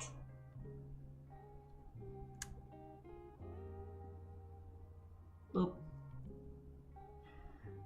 Where was I? Oh yeah, so everybody kind of has their own reasons for joining, you know, the Hermit. And they get their name because that's the name of the ship, is the SS Hermit, which I love the ship as a character. Kind of like, you know, Star Trek and the Enterprise, where like the ship itself is like a character and everybody will die for her. If something happens to the ship, you know, everybody's gonna be very upset.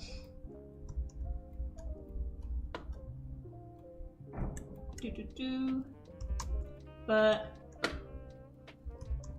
there's also this like running bit that I have where like Exuma's a shapeshifter, but he's hiding sort of inside of a suit of armor. So he kind of looks like just a really big knight, and then later it's revealed that he's just like a tiny bug inside the helmet who's just controlling the suit with telepathy.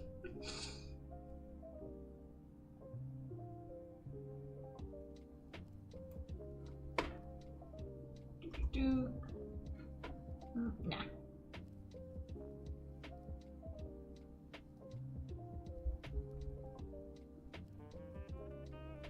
But they set off to open water. And for the first few days, it's pretty uneventful. You know, people are getting to know each other. Everyone's, you know, meeting their roommates and, you know, figuring out who's who. That looks good. That looks good. It's the opposite of that looks bad. It's like, that looks good. There you go. I think we can put some pink on top of that.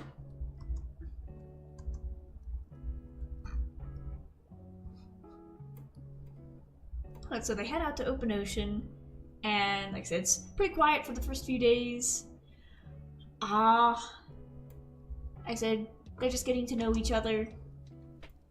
And then eventually a battleship is sighted. So like I said, in the backdrop of all of this, several countries are getting ready to go to war.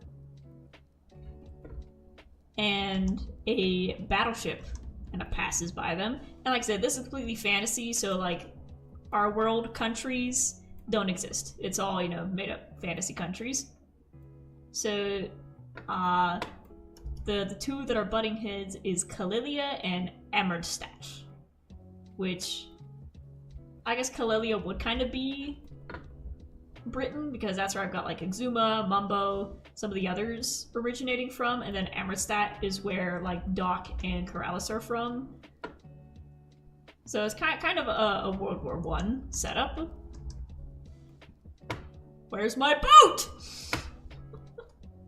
How does one dye terracotta? I think if you just have blank terracotta, then you put the dye on it. I've got the magenta dye over here.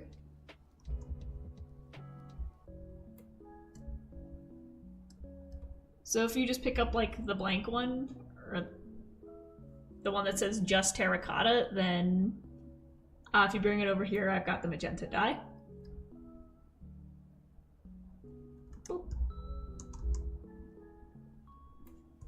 But yeah, so the Hermit is sailing through the open sea, and then a Kalilian battleship passes by. You can use the red. I tried! It didn't do anything. It didn't turn. It's red terracotta. I need pink. Surround the dye on the crafting table. I did! It's purple. Where'd my magenta go? I put it back. Like... I left it on the island, but either way, I'm already over here, so I'm gonna go get my pink wool.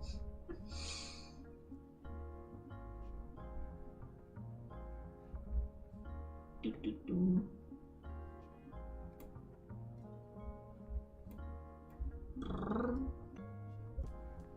But so, like I said, the Hermit is out in the open ocean, and a Kalilian battleship passes by, and everyone's kind of uneasy seeing it go by, because they're like, oh, it's off to go destroy something. But they keep going, but later that day, Doc notices that somebody broke in the cargo bay. Somebody forced their way in, and now they've got an intruder on their ship. And it takes a while, but eventually they find him. And this is where Mumbo comes in.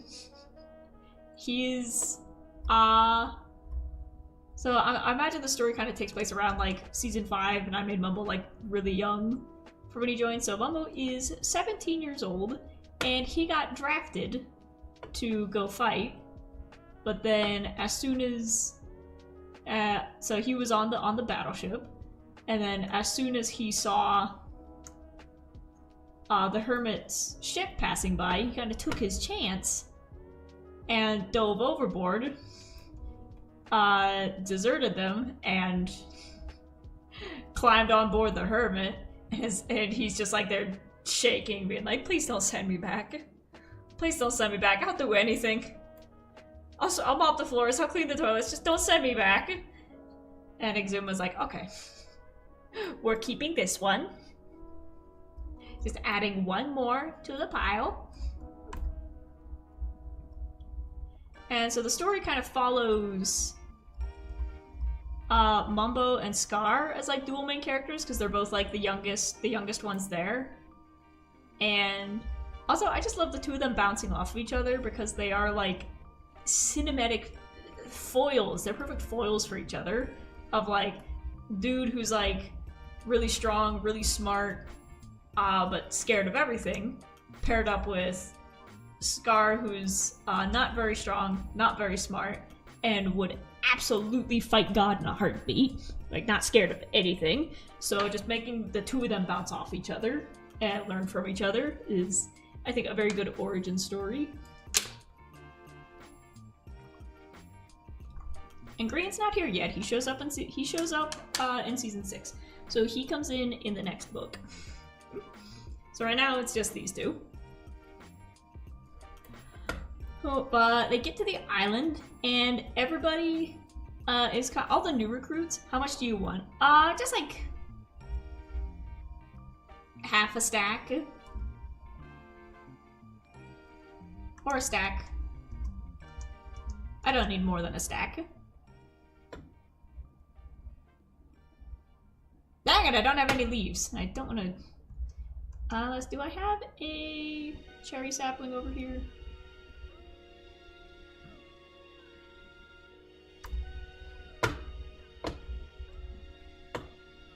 This is so unorganized. Oh, Lord. Oh, here's my magenta dye. What about the dark out back? Why do I have iron? Why do I got iron? I don't need iron. Also, I could put down a new chest, but like I literally only have like 2 more trees to go. That's pretty. So, wow.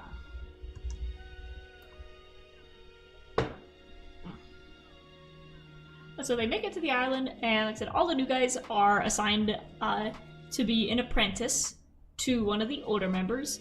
So Scar becomes B-Dub's apprentice, and I get to write them bouncing off of each other. Because it's B-Dubs is just this kind of old, ready-to-retire halfling who's a very powerful druid. And he's trying to teach Scar how to grow trees. And Scar is just the ADHD kid in school, where he's like, I zoned out, what'd you say? And then B-Dubs is like, you need to move your hands like this in order to grow the grass in the ground like this. And Scar is just like growing sunflowers, and he's just like, look what I can do. B-Dubs is like, that's nice. That's not what I asked you to do. Grow the grass! And then Mumbo becomes Doc's apprentice. Doc is not happy about this because he doesn't want to have to babysit a whiny little kid who has never stepped out of the city in his life. But then eventually he's like, wait, this kid's pretty smart. He's after my own heart. I could actually teach this guy something. And Mumbo is just like, perfect student. Takes 5 pages of notes for everything he says. And Doc is just like, oh my god, if anything happens to him, I'll kill anyone in the room and then myself. What am I getting? I don't want to trim these because they look too good. That's my tree. I know I saw leaves in someone else's box. Ah, Gigi might have some for sale. I don't know if they have the leaf blocks. They have the flowers.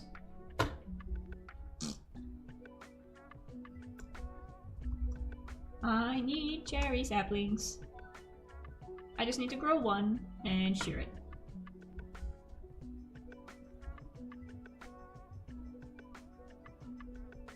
Are these a 4 block too? I'll just take that. I have a bunch. Nice. So I'll put those back. Cherry leaves. Awesome. Well, that saves me a pair of shears.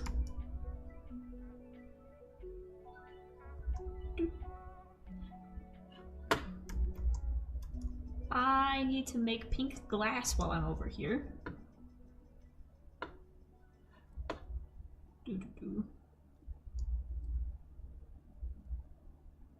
I still have paints. It's not gonna get colored properly though. Flowers, I think. Ooh, I do have. Oh, wait, I got leaves. I got leaves. There we go. Which one of you makes pink? Lilac, you make purple? You make pink. Do you make pink? You are petals. Pink tulip. Peony. Because they might be traitors and make magenta. I just need 8. And I'll put you there. Put you there. And I still have just this poor little glass plane that doesn't get included in anything.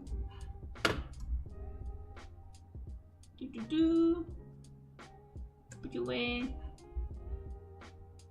Put flowers away.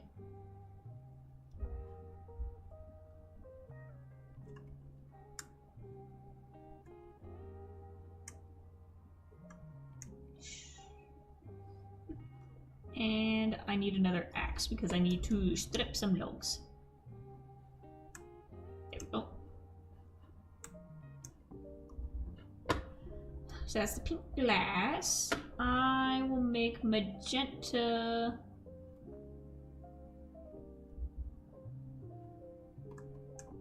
Do I have enough to make magenta?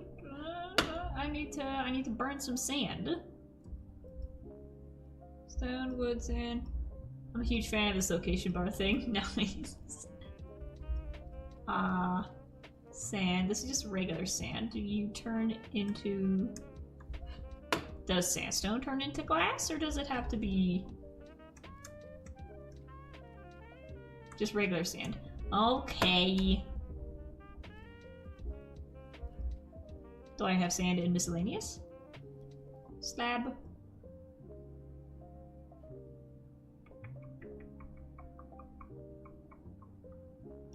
No sand. Clay.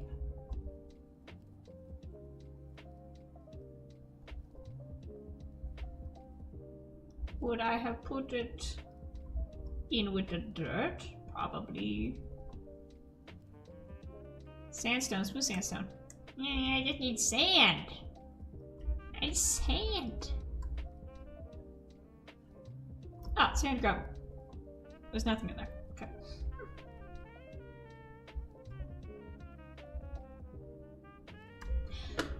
Nah.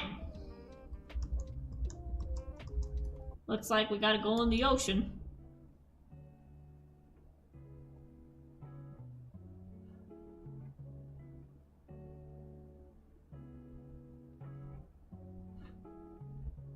Do I even want this here?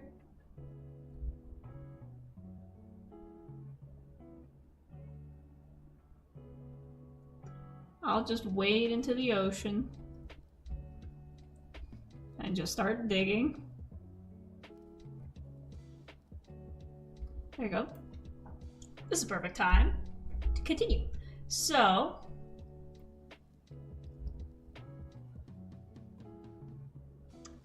they arrive on the island, and like I said, Mumbo is Doc's apprentice, Scar is Beat-Up's apprentice, and a lot of the story is kind of just following them, learning how to survive, you know, in the middle of the wilderness. Because when you think about it, they're in the middle of nowhere. Literally like hundreds of miles from any kind of civilization. And after all these years of this island being abandoned, imagine it used to be like a fishing village, and over the course of 100 years, all of the people mysteriously vanished. They're not really sure what happened, but they're sure that won't be a problem. So, very old, dilapidated town, and they're all just trying to work to fix it and put it back together, rebuild the houses, rebuild the ports, and install some factories and, you know, schools, things like that. And while they're mining, Etho and Tego come across an underground structure, and they're not really sure what to make of it. It kind of looks like a tomb, kind of looks like a crypt, but they keep digging and they find that they've broken through the wall of what's basically a hundreds of years old laboratory. And this place is covered in cobwebs, you know, it's been sealed for all this time.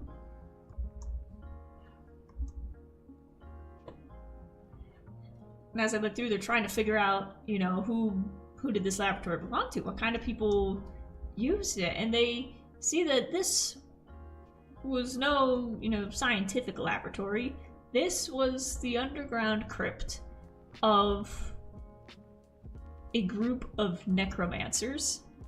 Now, in this day and age, necromancy, the raising of dead bodies, is highly illegal in many countries and frowned upon kind of worldwide.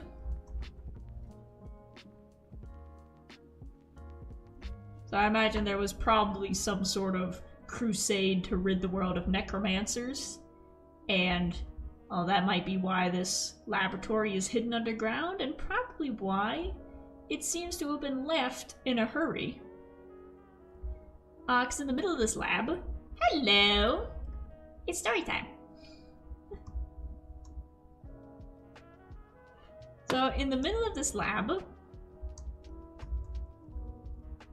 44 pieces of sand. I should be able to make some glass out of that. Yo! Okay, I gotta get my sand. Boop. Let's head on down and see if this works, because I gotta cook this glass. Yeah, so we find the tomb of a necromancer. And inside of this laboratory is, you know, several tables. And on the tables are dead bodies. Of course. They've been dead for centuries, you know, just full-on skeletal corpse. Very obviously dead.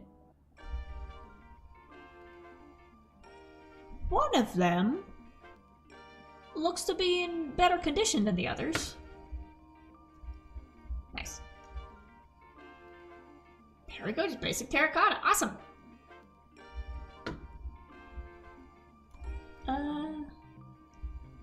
Which one has the most? So you can... No, wait, I need dye first. I need to dye it and then cook it. So we'll take our pink. No, we're not dyeing pink. We need magenta. And my magenta is over there. I left my magenta dye on the island. Well, let's go finish pink tree. Because we got our glass, we got our things, and our wool is over there. So let's go finish up the pink tree, and then we'll come back to the magenta.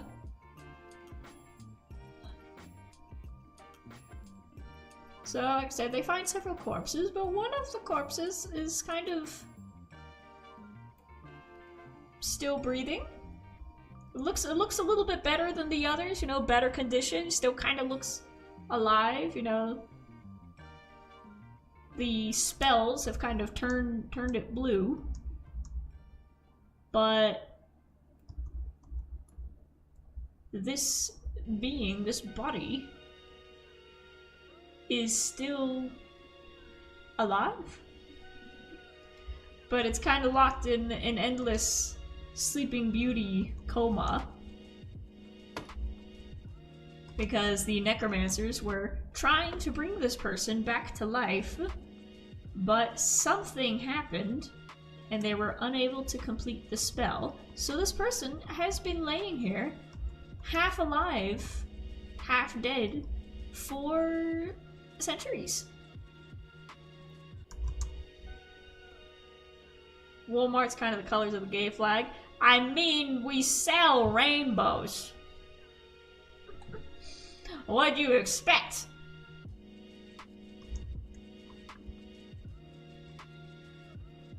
Boop. Boop. How can I put you there? Put you there. There we go. These are kind of see-through. So we'll put more wool in the center. We'll make a little staircase.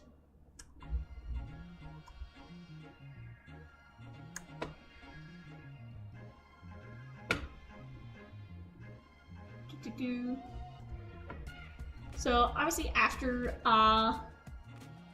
you know, Etho and Tango find this corpse, they go and tell they go and find, you know, their higher ups. They go find Doc and Exuma and B-Dubs, and that B-Dubs is kind of like third in command. So they bring B-Dubs over too. Also, he's kind of like resident magic expert. And they all kind of say the same thing of like, take the bodies that are here, we'll go bury them, and, you know, give them an actual burial. And for the half alive one, put it out of its misery and bury it with the rest. Because we're not touching anything necromancy related. To which Etho says, okay, and then he didn't. Here's the thing, I'm also a little bit of a Cletho shipper, so... Etho kind of looks at this person laying there and he's like, oh my god, they're beautiful. I can't kill them. I can't do that. Guess I'll go against the laws of nature to bring them back to life, I guess. Tango is absolutely in on it because he's a mad scientist and he's like, yes, I'd like to break the laws of physics. And he's like, and besides, this person's like half alive. We can't just kill somebody. You know, they have their philosophical questions of like, would that be murder? Is it murder if they're aware they're being killed? Yeah. We're not gonna murder this person, we're gonna save them. We're gonna bring them back to life. I don't care if necromancy's illegal, because we're not bringing them back from the dead. They're still alive. Maybe have Etho love Cleo after. They'll definitely actually fall in love after, but for the first sight, it's kind of the... Oh, they're beautiful. I can't kill them!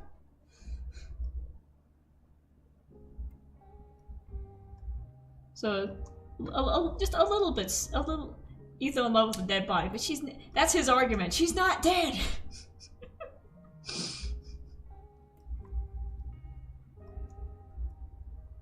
Beef leaf. And trust me, the others are absolutely gonna like call him out for it.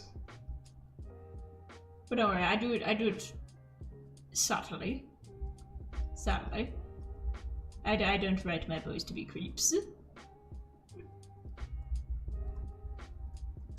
But then...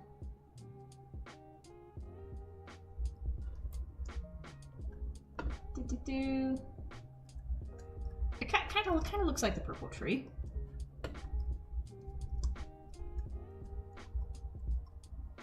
I think we just need some glass up there. It's gonna depend on how you write it for sure. Yeah, absolutely. But it's also the thing that Etho is kind of like the camp doctor as well. I imagine he's kind of like army surgeon type thing. Cause I was like, okay, we need a medic. Who's it gonna be? And he kind of has this calling of like, he's like, well, as a doctor, it's my duty to save somebody. So that's exactly what I'm gonna do. It's, you know, laws of nature be damned. This is my job. Wait, why are you not sticking? Dang it.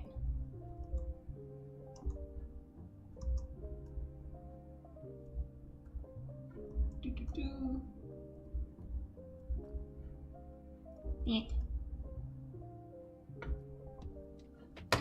There we go. Let's take these down and see how that looks.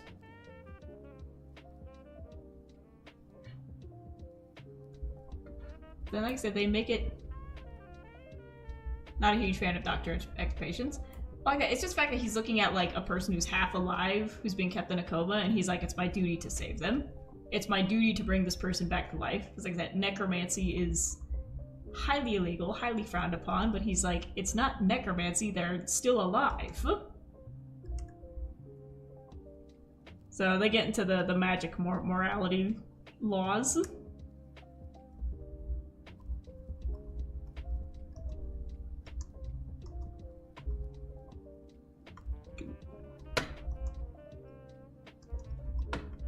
And like I said, Tango's all in on it because he is just down to see if they can actually work the spells to bring her back.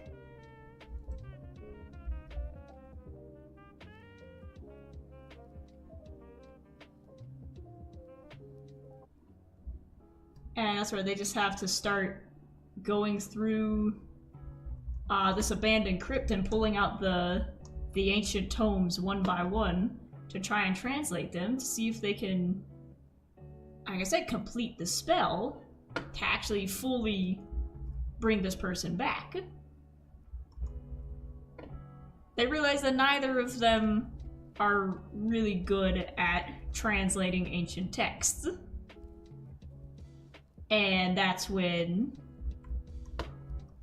Tango is like, hold on. I know a guy. I knew a guy back in college who knows how to read ancient languages in his sleep. And I'm gonna see if I can contact him. And then that's where ZF comes in.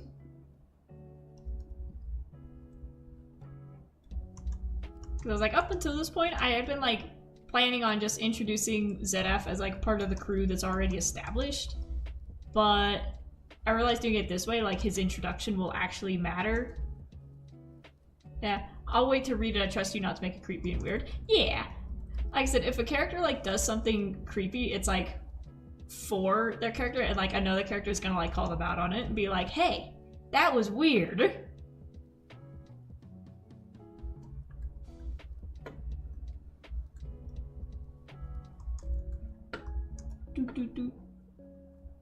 Okay, I think that looks better.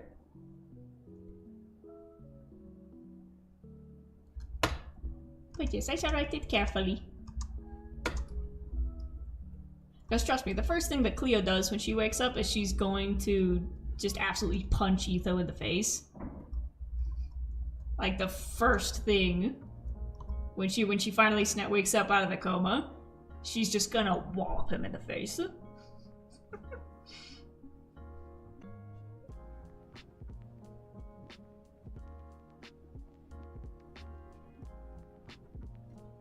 See, me and Aries, I use like that. Our version of agreeing is...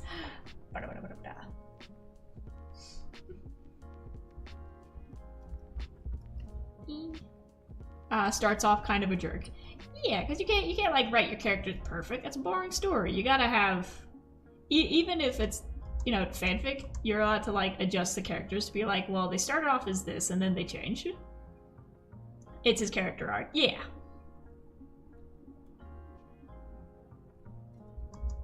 And I imagine with the whole reviving Cleo thing, between Tango, Etho, and ZF, they all kind of have moments of like, are we doing that? We're saying that we're doing this because we want to save this person's life. Or do we just want to pull off a really cool magic trick to show off how smart we are?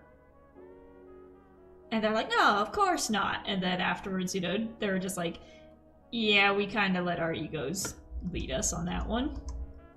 We're sorry. And I'm curious to write the scenes of Cleo kind of like, of them kind of like actually getting to know Cleo afterwards.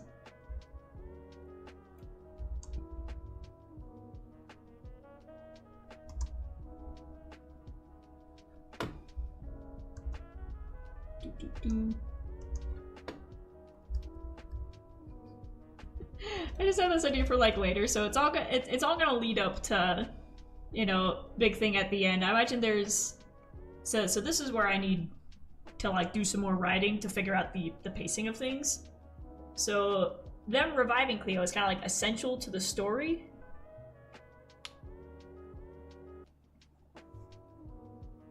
You should also have the question of whether or not it's more morally correct to let her spirit rest. Exactly. Like I said, I've been listening to the Frankenstein musical a lot, and I imagine these guys are just gonna have like sort of similar conversations of like, is this right?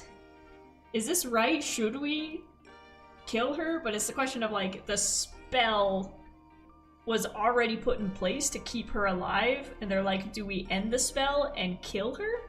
Or do we complete it and, you know, not murder her? And that's where, like I said, when they bring Doc in first to investigate, because, you know, he's their boss, he's just like, put her to rest, bury her with the others. Just don't even question it, just put them all in the graves where they belong. And B-Dubs just absolutely refuses to go anywhere near the tomb because he's just like, this is black magic, you're gonna be cursed for the rest of your lives if you do this. And it ends up as the same explanation where Etho's just like, but we're not bringing her back to life. They're already alive. So... And then, of course, as like I said, the aftermath of them actually getting to know Cleo as a person. And it takes a while for them to actually get on, like, friendly terms. But once they're awake, the rest of the hermits are just like, we are adopting this person. We are adopting this zombie. If anything happens to her, we'll kill everybody in the room, and then ourselves. They're just like, cool, one more person, come on in. There's the pink tree. Got a few more of these, I can dangle these. Boop, boop. And boop. So like I said, they're definitely gonna get into the philosophy of it, and then when Zedaf comes in, his position is like, well, we can bring this person back to life, and then we can give them the option of, hey, do you want us to kill you, or do you want to stay alive and check out the future? And they're all like, yeah, that sounds right. But Zedaf is going full mad scientist of like, you know, we're bringing a corpse back to life. We're inside of an ancient labyrinth. How cool is this? I'm never gonna get a chance to do this in my life ever again. And then afterwards being like, okay, yeah, I did that for my ego.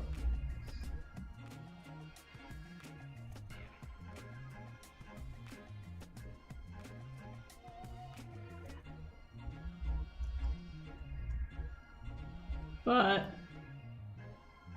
a big part of this section is that they're sort of enacting these spells in secret. Because like I said, they were ordered by their boss to kind of clear the place out and leave it alone. So for the next several months, they're carrying out these spells like in secrecy, and people are like, Etho and Tango kind of keep disappearing around evening time. What do you think they're doing? It's like, I don't care. Impulse follows them, finds out, and he's like, I'll bring you supplies, but I'm not gonna touch the body. That's creepy. But I understand what you're trying to do, so I'll help. I'm just not gonna go inside the tomb.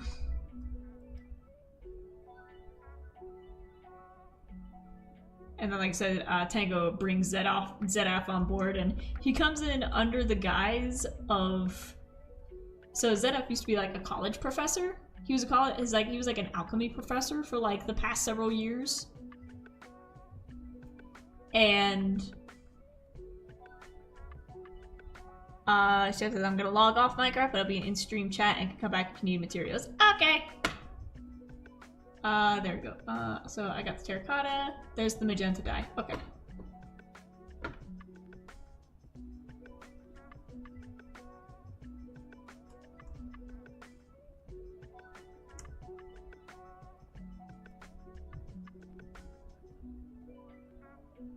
There we go. Magenta terracotta, and now let's go cook that and the glass.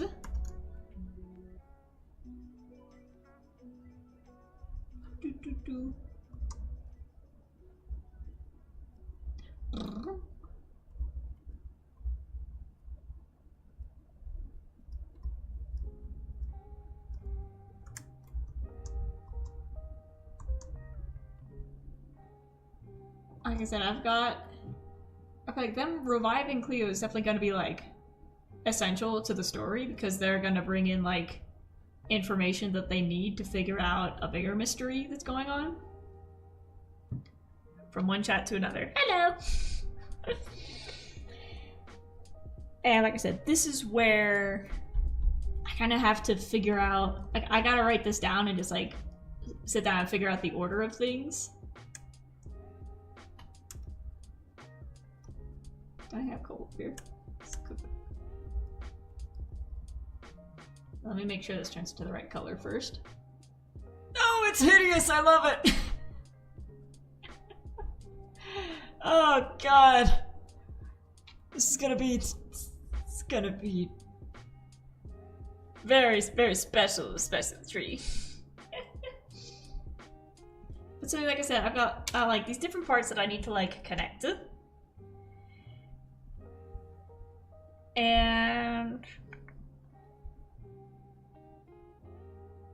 so first of all, there's the question of why did everybody on this island kind of vanish?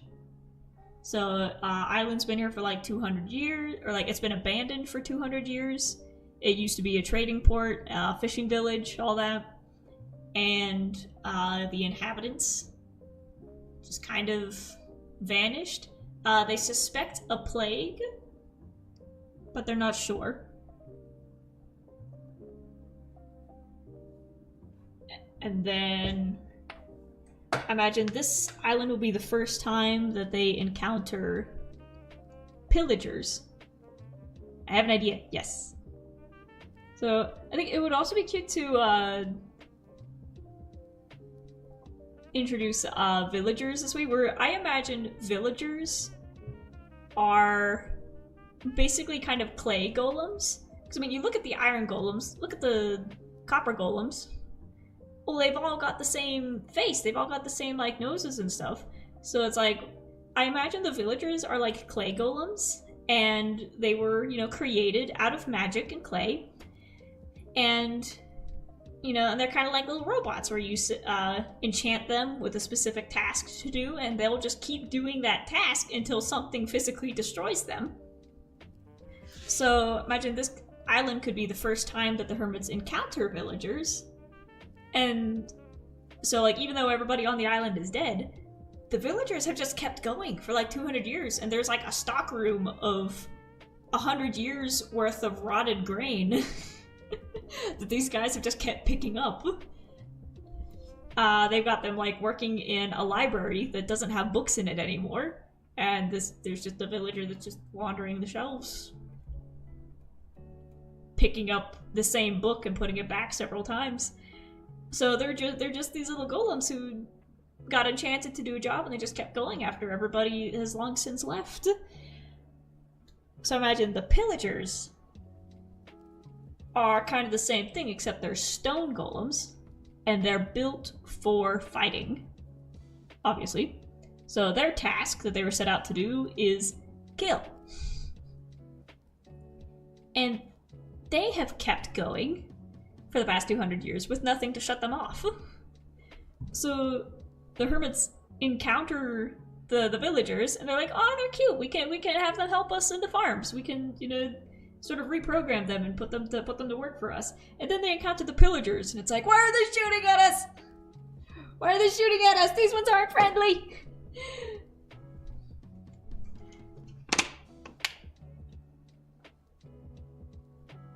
My throat's going.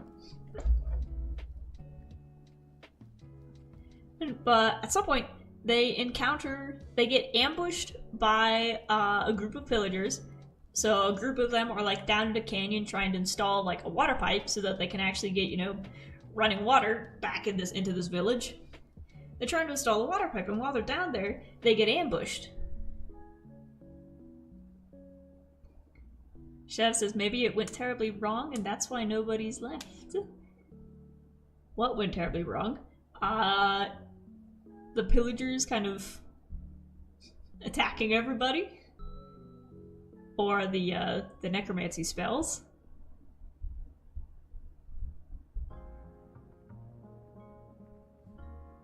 Wait, my message didn't send. First one. But when they get ambushed in the canyon, Stress is down there with them. So like I said, it's starting off at around like season 5, thereabouts, so everybody's still there. And Stress is with them. And while the pillagers are intent on like attacking everybody else, and it's like Impulse, Mumbo, Tenko, Jevon, the pillagers are interested in capturing Stress. And while everybody else is being attacked, one of them just kind of like has like a little like a butterfly net, and they catch Stress and they try to take her away. When Mumbo runs into the rescue, gets, you know, really injured in the process, but he saves Stress. But then afterwards they're left with the question of like, why did they try to take her? So these guys are programmed to kill. They didn't kill her, they took her. And they were gonna take her somewhere. What's up with that?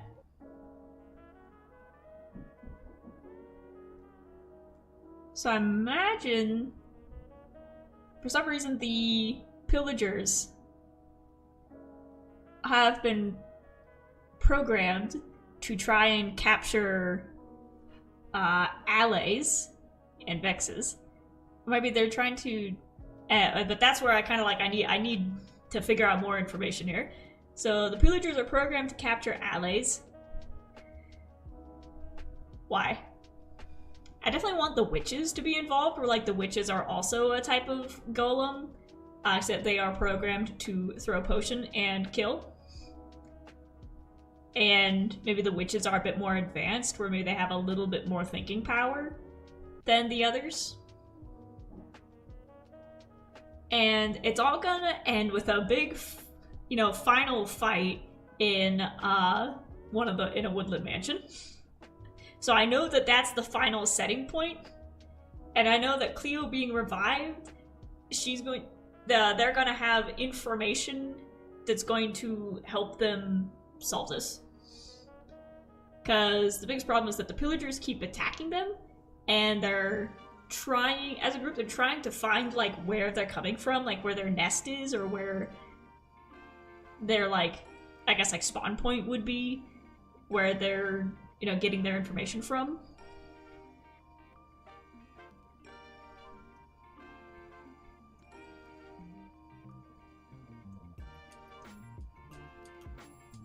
And it's just kind of fuzz. But I'm thinking maybe with the pillagers trying to capture allies, it's like, I imagine allies probably have really strong like magic to them, and so they're probably like ancient magical being. You know how like in stories people like spells made with fairies' wings are like more powerful, stuff like that. So allies are like really powerful, and the pillagers probably mistook Stress for an ally because they're like, ah, small, it flies, ally.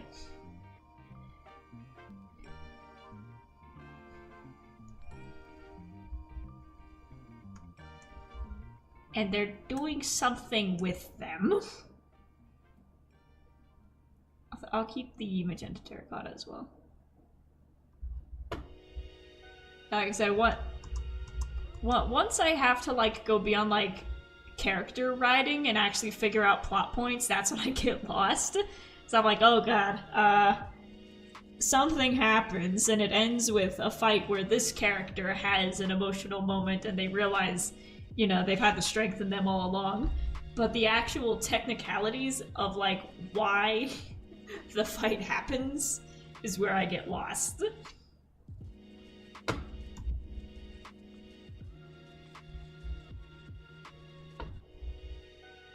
Where's my boat? Why do I not park it in the spot where I always look for it? I hear you. There we go.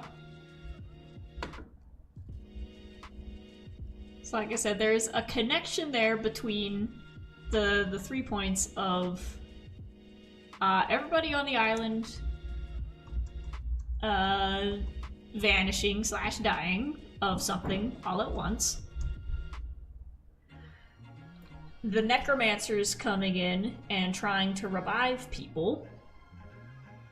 Something happened to the necromancers, and now in the future the pillagers are still operating on their codes of trying to capture allies. So those are all connected. I don't know how.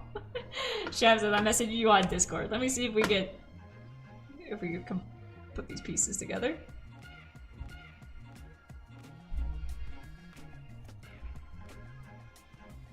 Aha! There we go. Perhaps since there's already things about necromancy, maybe the past people wanted to achieve eternal life. And they were experimenting with the magic of allies to do so. They would drain the allies dry of their magic, turning them into vexes. I like that. We're bringing the necromancers back into it. So maybe the island itself got wiped out by a plague, but then this group of necromancers are the ones who... Maybe they were already here? They were already there and they escaped the plague? Or maybe they started it, who knows? So maybe they didn't arrive to the island afterwards, but they were already here. And then when the plague started, they were just like, oh no. What do we do? Grave rob. And they're the ones who set forth the pillagers to go find the allies. So the necromancers were trying to find eternal life. I think that's a good piece. That's a good piece to fit in there. And then, like I said, through reviving Cleo, they can give them information like about the plague, and like maybe the necromancers were like there, like you said, beforehand, and they were like, yeah, they were kind of weird. They kept doing experiments on like animals and stuff. They tried to bring a cow back to life, and it kind of turned into a monstrous thing instead. But Cleo would be able to give them the location of the Woodland Mansion. That's it. That's the knowledge that they have, that they bring to the table.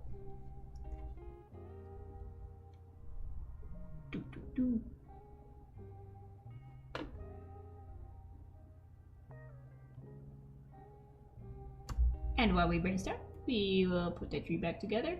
And we don't have any more fences, but... Actually, we don't have any more stone fences, but we just have the regular sticks. So...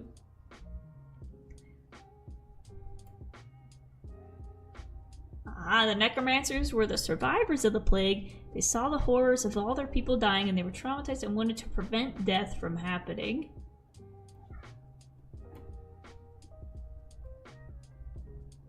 Daddy, you okay? It's okay. Laddie misses his mama and he's crying at the door. It's okay, baby.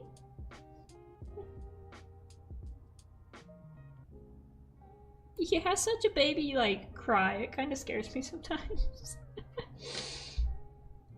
I need something to pillar up with. Let's go back to the birch. Boop.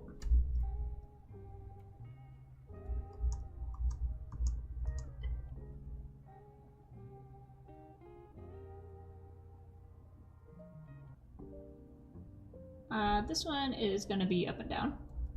This one will be very spindly.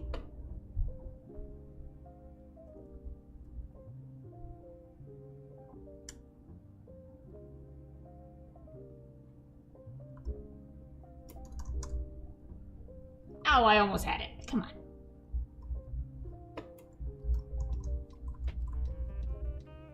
Oh.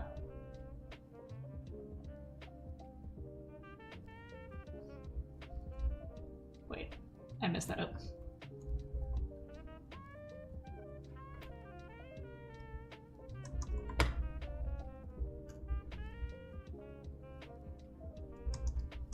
There we go.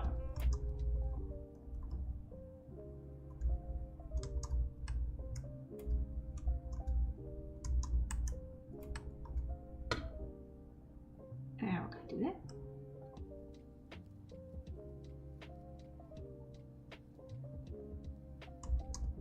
Now we're gonna do that. I don't like that.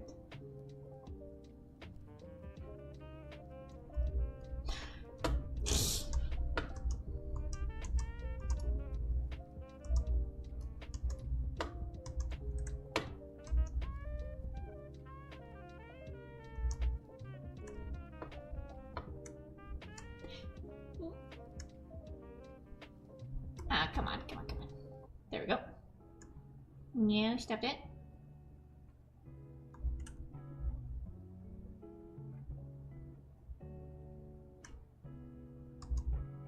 There we go.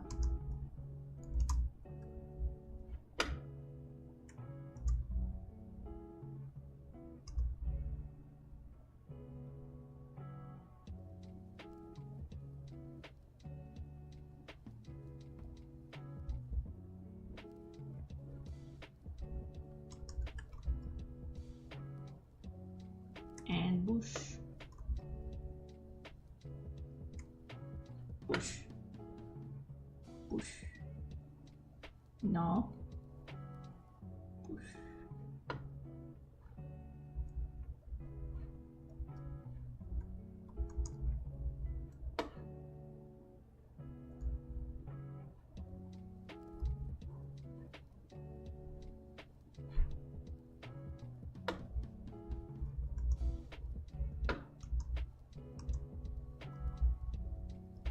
There we go.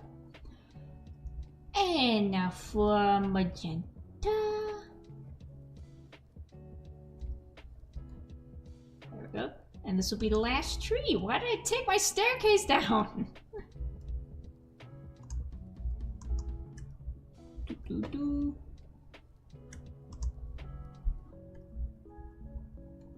we go. I'm back in tree building mode of focusing now.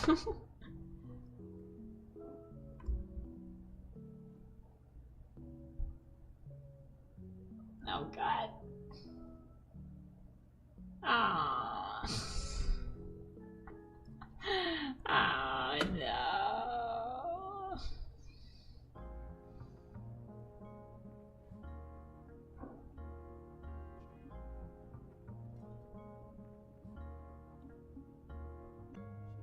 Oh, here we go. I'm back.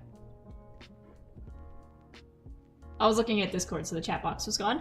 Hello. There we go. Chev says, I love coming up with the technical bits of story, so I'll be messaging plenty of ideas if you don't mind. Absolutely. I need help filling in these bits. Hermdragon! Hello, hello! Hermdragon says, Hinata raided? I didn't see anything. See, I'm over here on YouTube. I don't get the notifications when stuff goes up. But, thank you for the raid, Hinata! And welcome, Hermdragon! We are talking about fantasy fanfiction ideas while we continue to build our colorful custom trees. Boop. There we go. So I'm kind of making a steampunk fantasy D&D AU of Hermitcraft, and I'm gonna put an arrow on top. I'm trying to fill in all the pieces of like what the actual story is behind the characters, because it's like I got the characters down, but now I need an actual plot, and that's the tricky part.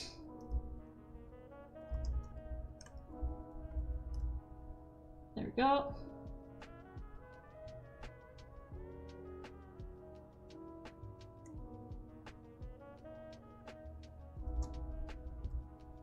And I don't know about that. I think I need one right there. I think I need something.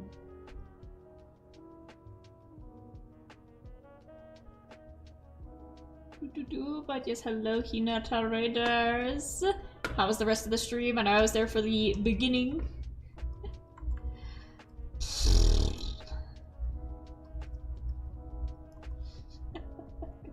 That looks bad. It looks bad. It's okay. It's okay, we just need to keep adding more. Just need to keep adding more. It was fun! Hello, Hinata! That's good! I had a great time. That's awesome! By the way, if any of you, my followers, are not subscribed to Miss Hinata yet, how dare you? How dare you? You go over to Twitch right now, you type in Matsutora Hinata, and you give her a follow. Okay? I'm glad you had fun! There we go. I've been losing my mind over getting the right materials for these trees. Oh god, I'm running out of wool. I'm gonna have to use more of this one. This is the magenta tree, so we have to use the magenta terracotta. It's the only color that goes with it.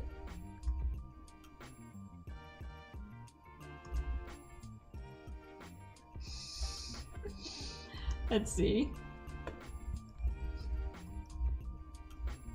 A little bit lopsided. Let's just keep adding more to the base over here.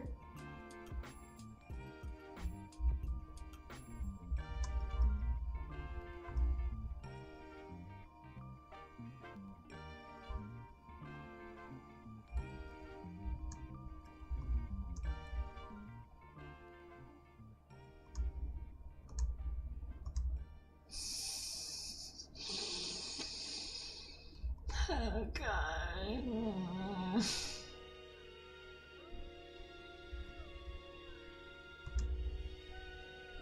See, even though I know the color's hideous, I'm trying to give it at least a decent shape. And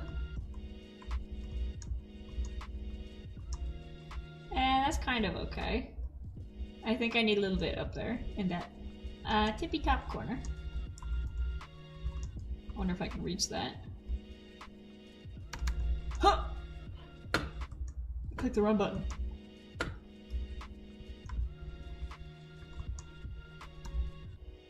Huh! Nope. I need to get it up there. Let's see if I can climb into that crevice. There. Boop. Yikes!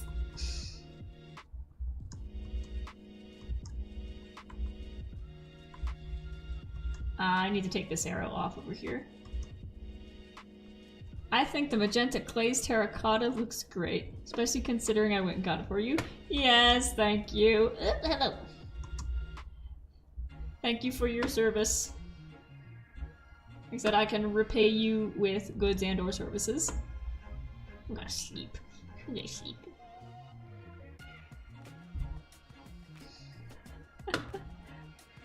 Because I guess I went into it knowing the block would look like that. My back screen just scared me. Looked like a person behind me.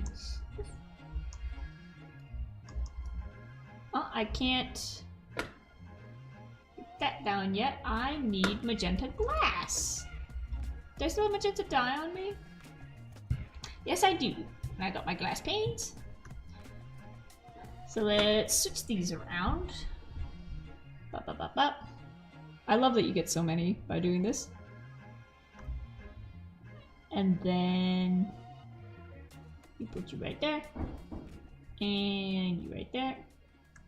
And magenta glass. So now we'll hop up here and we will add the fluff.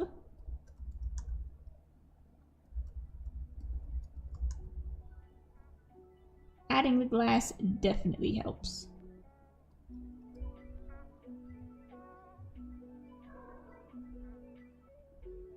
Felix, you're making noise. Are you making noise? Ah, it's past your dinner time. It's past your dinner time. I need to get you some food. I'm sorry. Don't worry, we're almost done. Yeah, we're almost done here. I think we could leave that one like that. Put that there instead. Go like that, like that, like that, like that, like that. So putting the glass. What about magenta concrete? It's smooth. It's smooth. And we want a texture.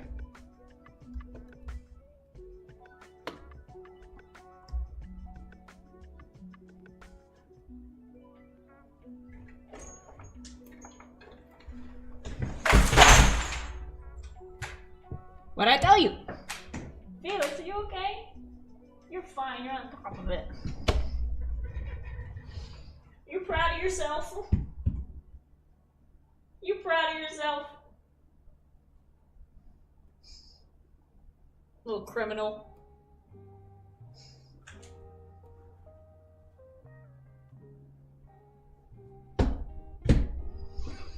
Make me get up. I know your dinner's late. I'm almost done.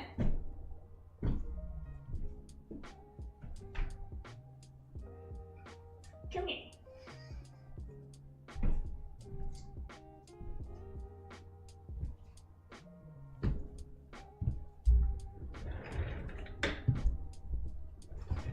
It's the face of a criminal.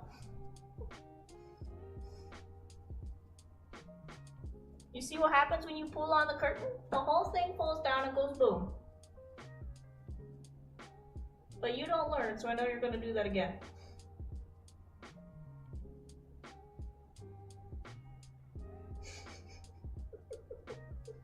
Look at your baby boy, look at him.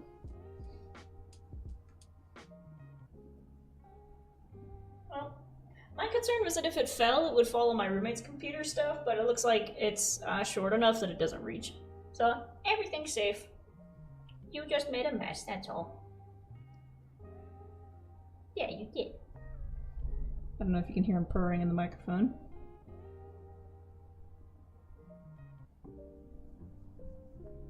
There you go. Oh, there you go. Well, I think that's my cue to start wrapping up the stream. So this little baby boy needs some dinner. I think that was his way of telling me, you're done. Felix's only crime is being criminally cute and biting. He's a biter. But we love him. Well, I'm gonna tear this down. That was my axe. Yeah, he's just laying down on the curtain where it fell. And we're gonna stand back, take a final look at it. And you know what? Not bad. Not bad at all. That's a good shape. And Felix is still making noise. I'm coming. Oh, yo, I'm hungry too, so I'll get you your food and then I'll get me some of my food.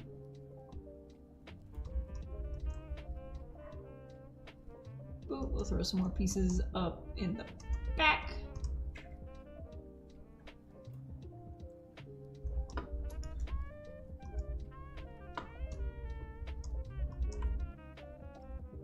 I'll get rid of the dangle bit. We don't need a dangle bit there.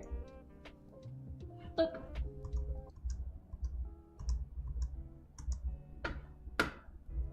And there we go. And with that, is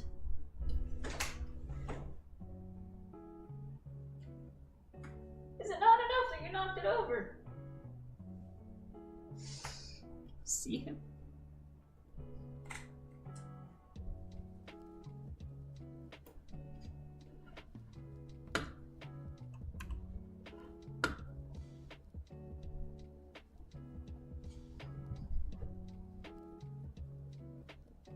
Be proud of yourself. Be proud of yourself. Yes, he is. Well, let's do a final look around at all of our trees because, despite the chaos, that was the last one. We're finally done with the trees. And if we do a spin around,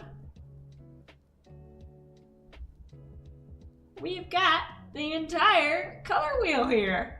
I think the red one is still my favorite, but the pink one is now a close second, just in terms of like shape and treeness shape. Purple one also. These guys, not so much. These guys, kind of second place. Red one, pink one, purple one, top tier. So, like I said, this was a big experiment to see if I could make custom trees, period, because I've never done them before. And I think over the course of making 1, 2, 3, 4, 5, 6, 7, 8, 9, 10, 11, 12, I learned quite a lot. So now I think if I want to make a custom tree in the future, I'll be a lot more confident to just go ahead and do it, because now I know how.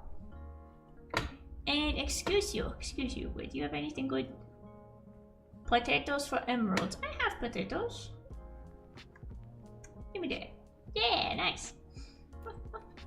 And you can give me potion of invisibility. Ooh. Jungle log, pufferfish, beetroot, dark oak, pink tulips. I'll take some more pink tulips. Awesome, and we'll plant these. You. Right there. They look so cute. We love learning. Thank you. There we go. So now in the next stream, we will take care of the gardening. So we're gonna bring over the flowers, match the colors.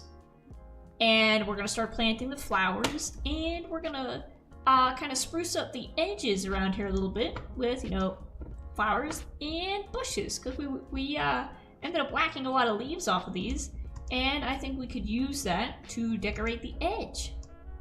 And then, once that is complete, then we will clean up our construction site. And we will finally bring all of our sheep over. And like I said, I don't know if they've all escaped or if they're just out of render distance. I hope they're out of render distance. So Chef says, we love learning, especially when it comes with rainbows. Exactly. A fun project to learn how to do something makes it so much easier to actually retain the information. And I am so proud of this. Like I said, I think purple tree is my favorite. Look at the sun reflecting off the glass. That looks so cool. So I'm gonna park myself underneath here. And pop, pop. There we go.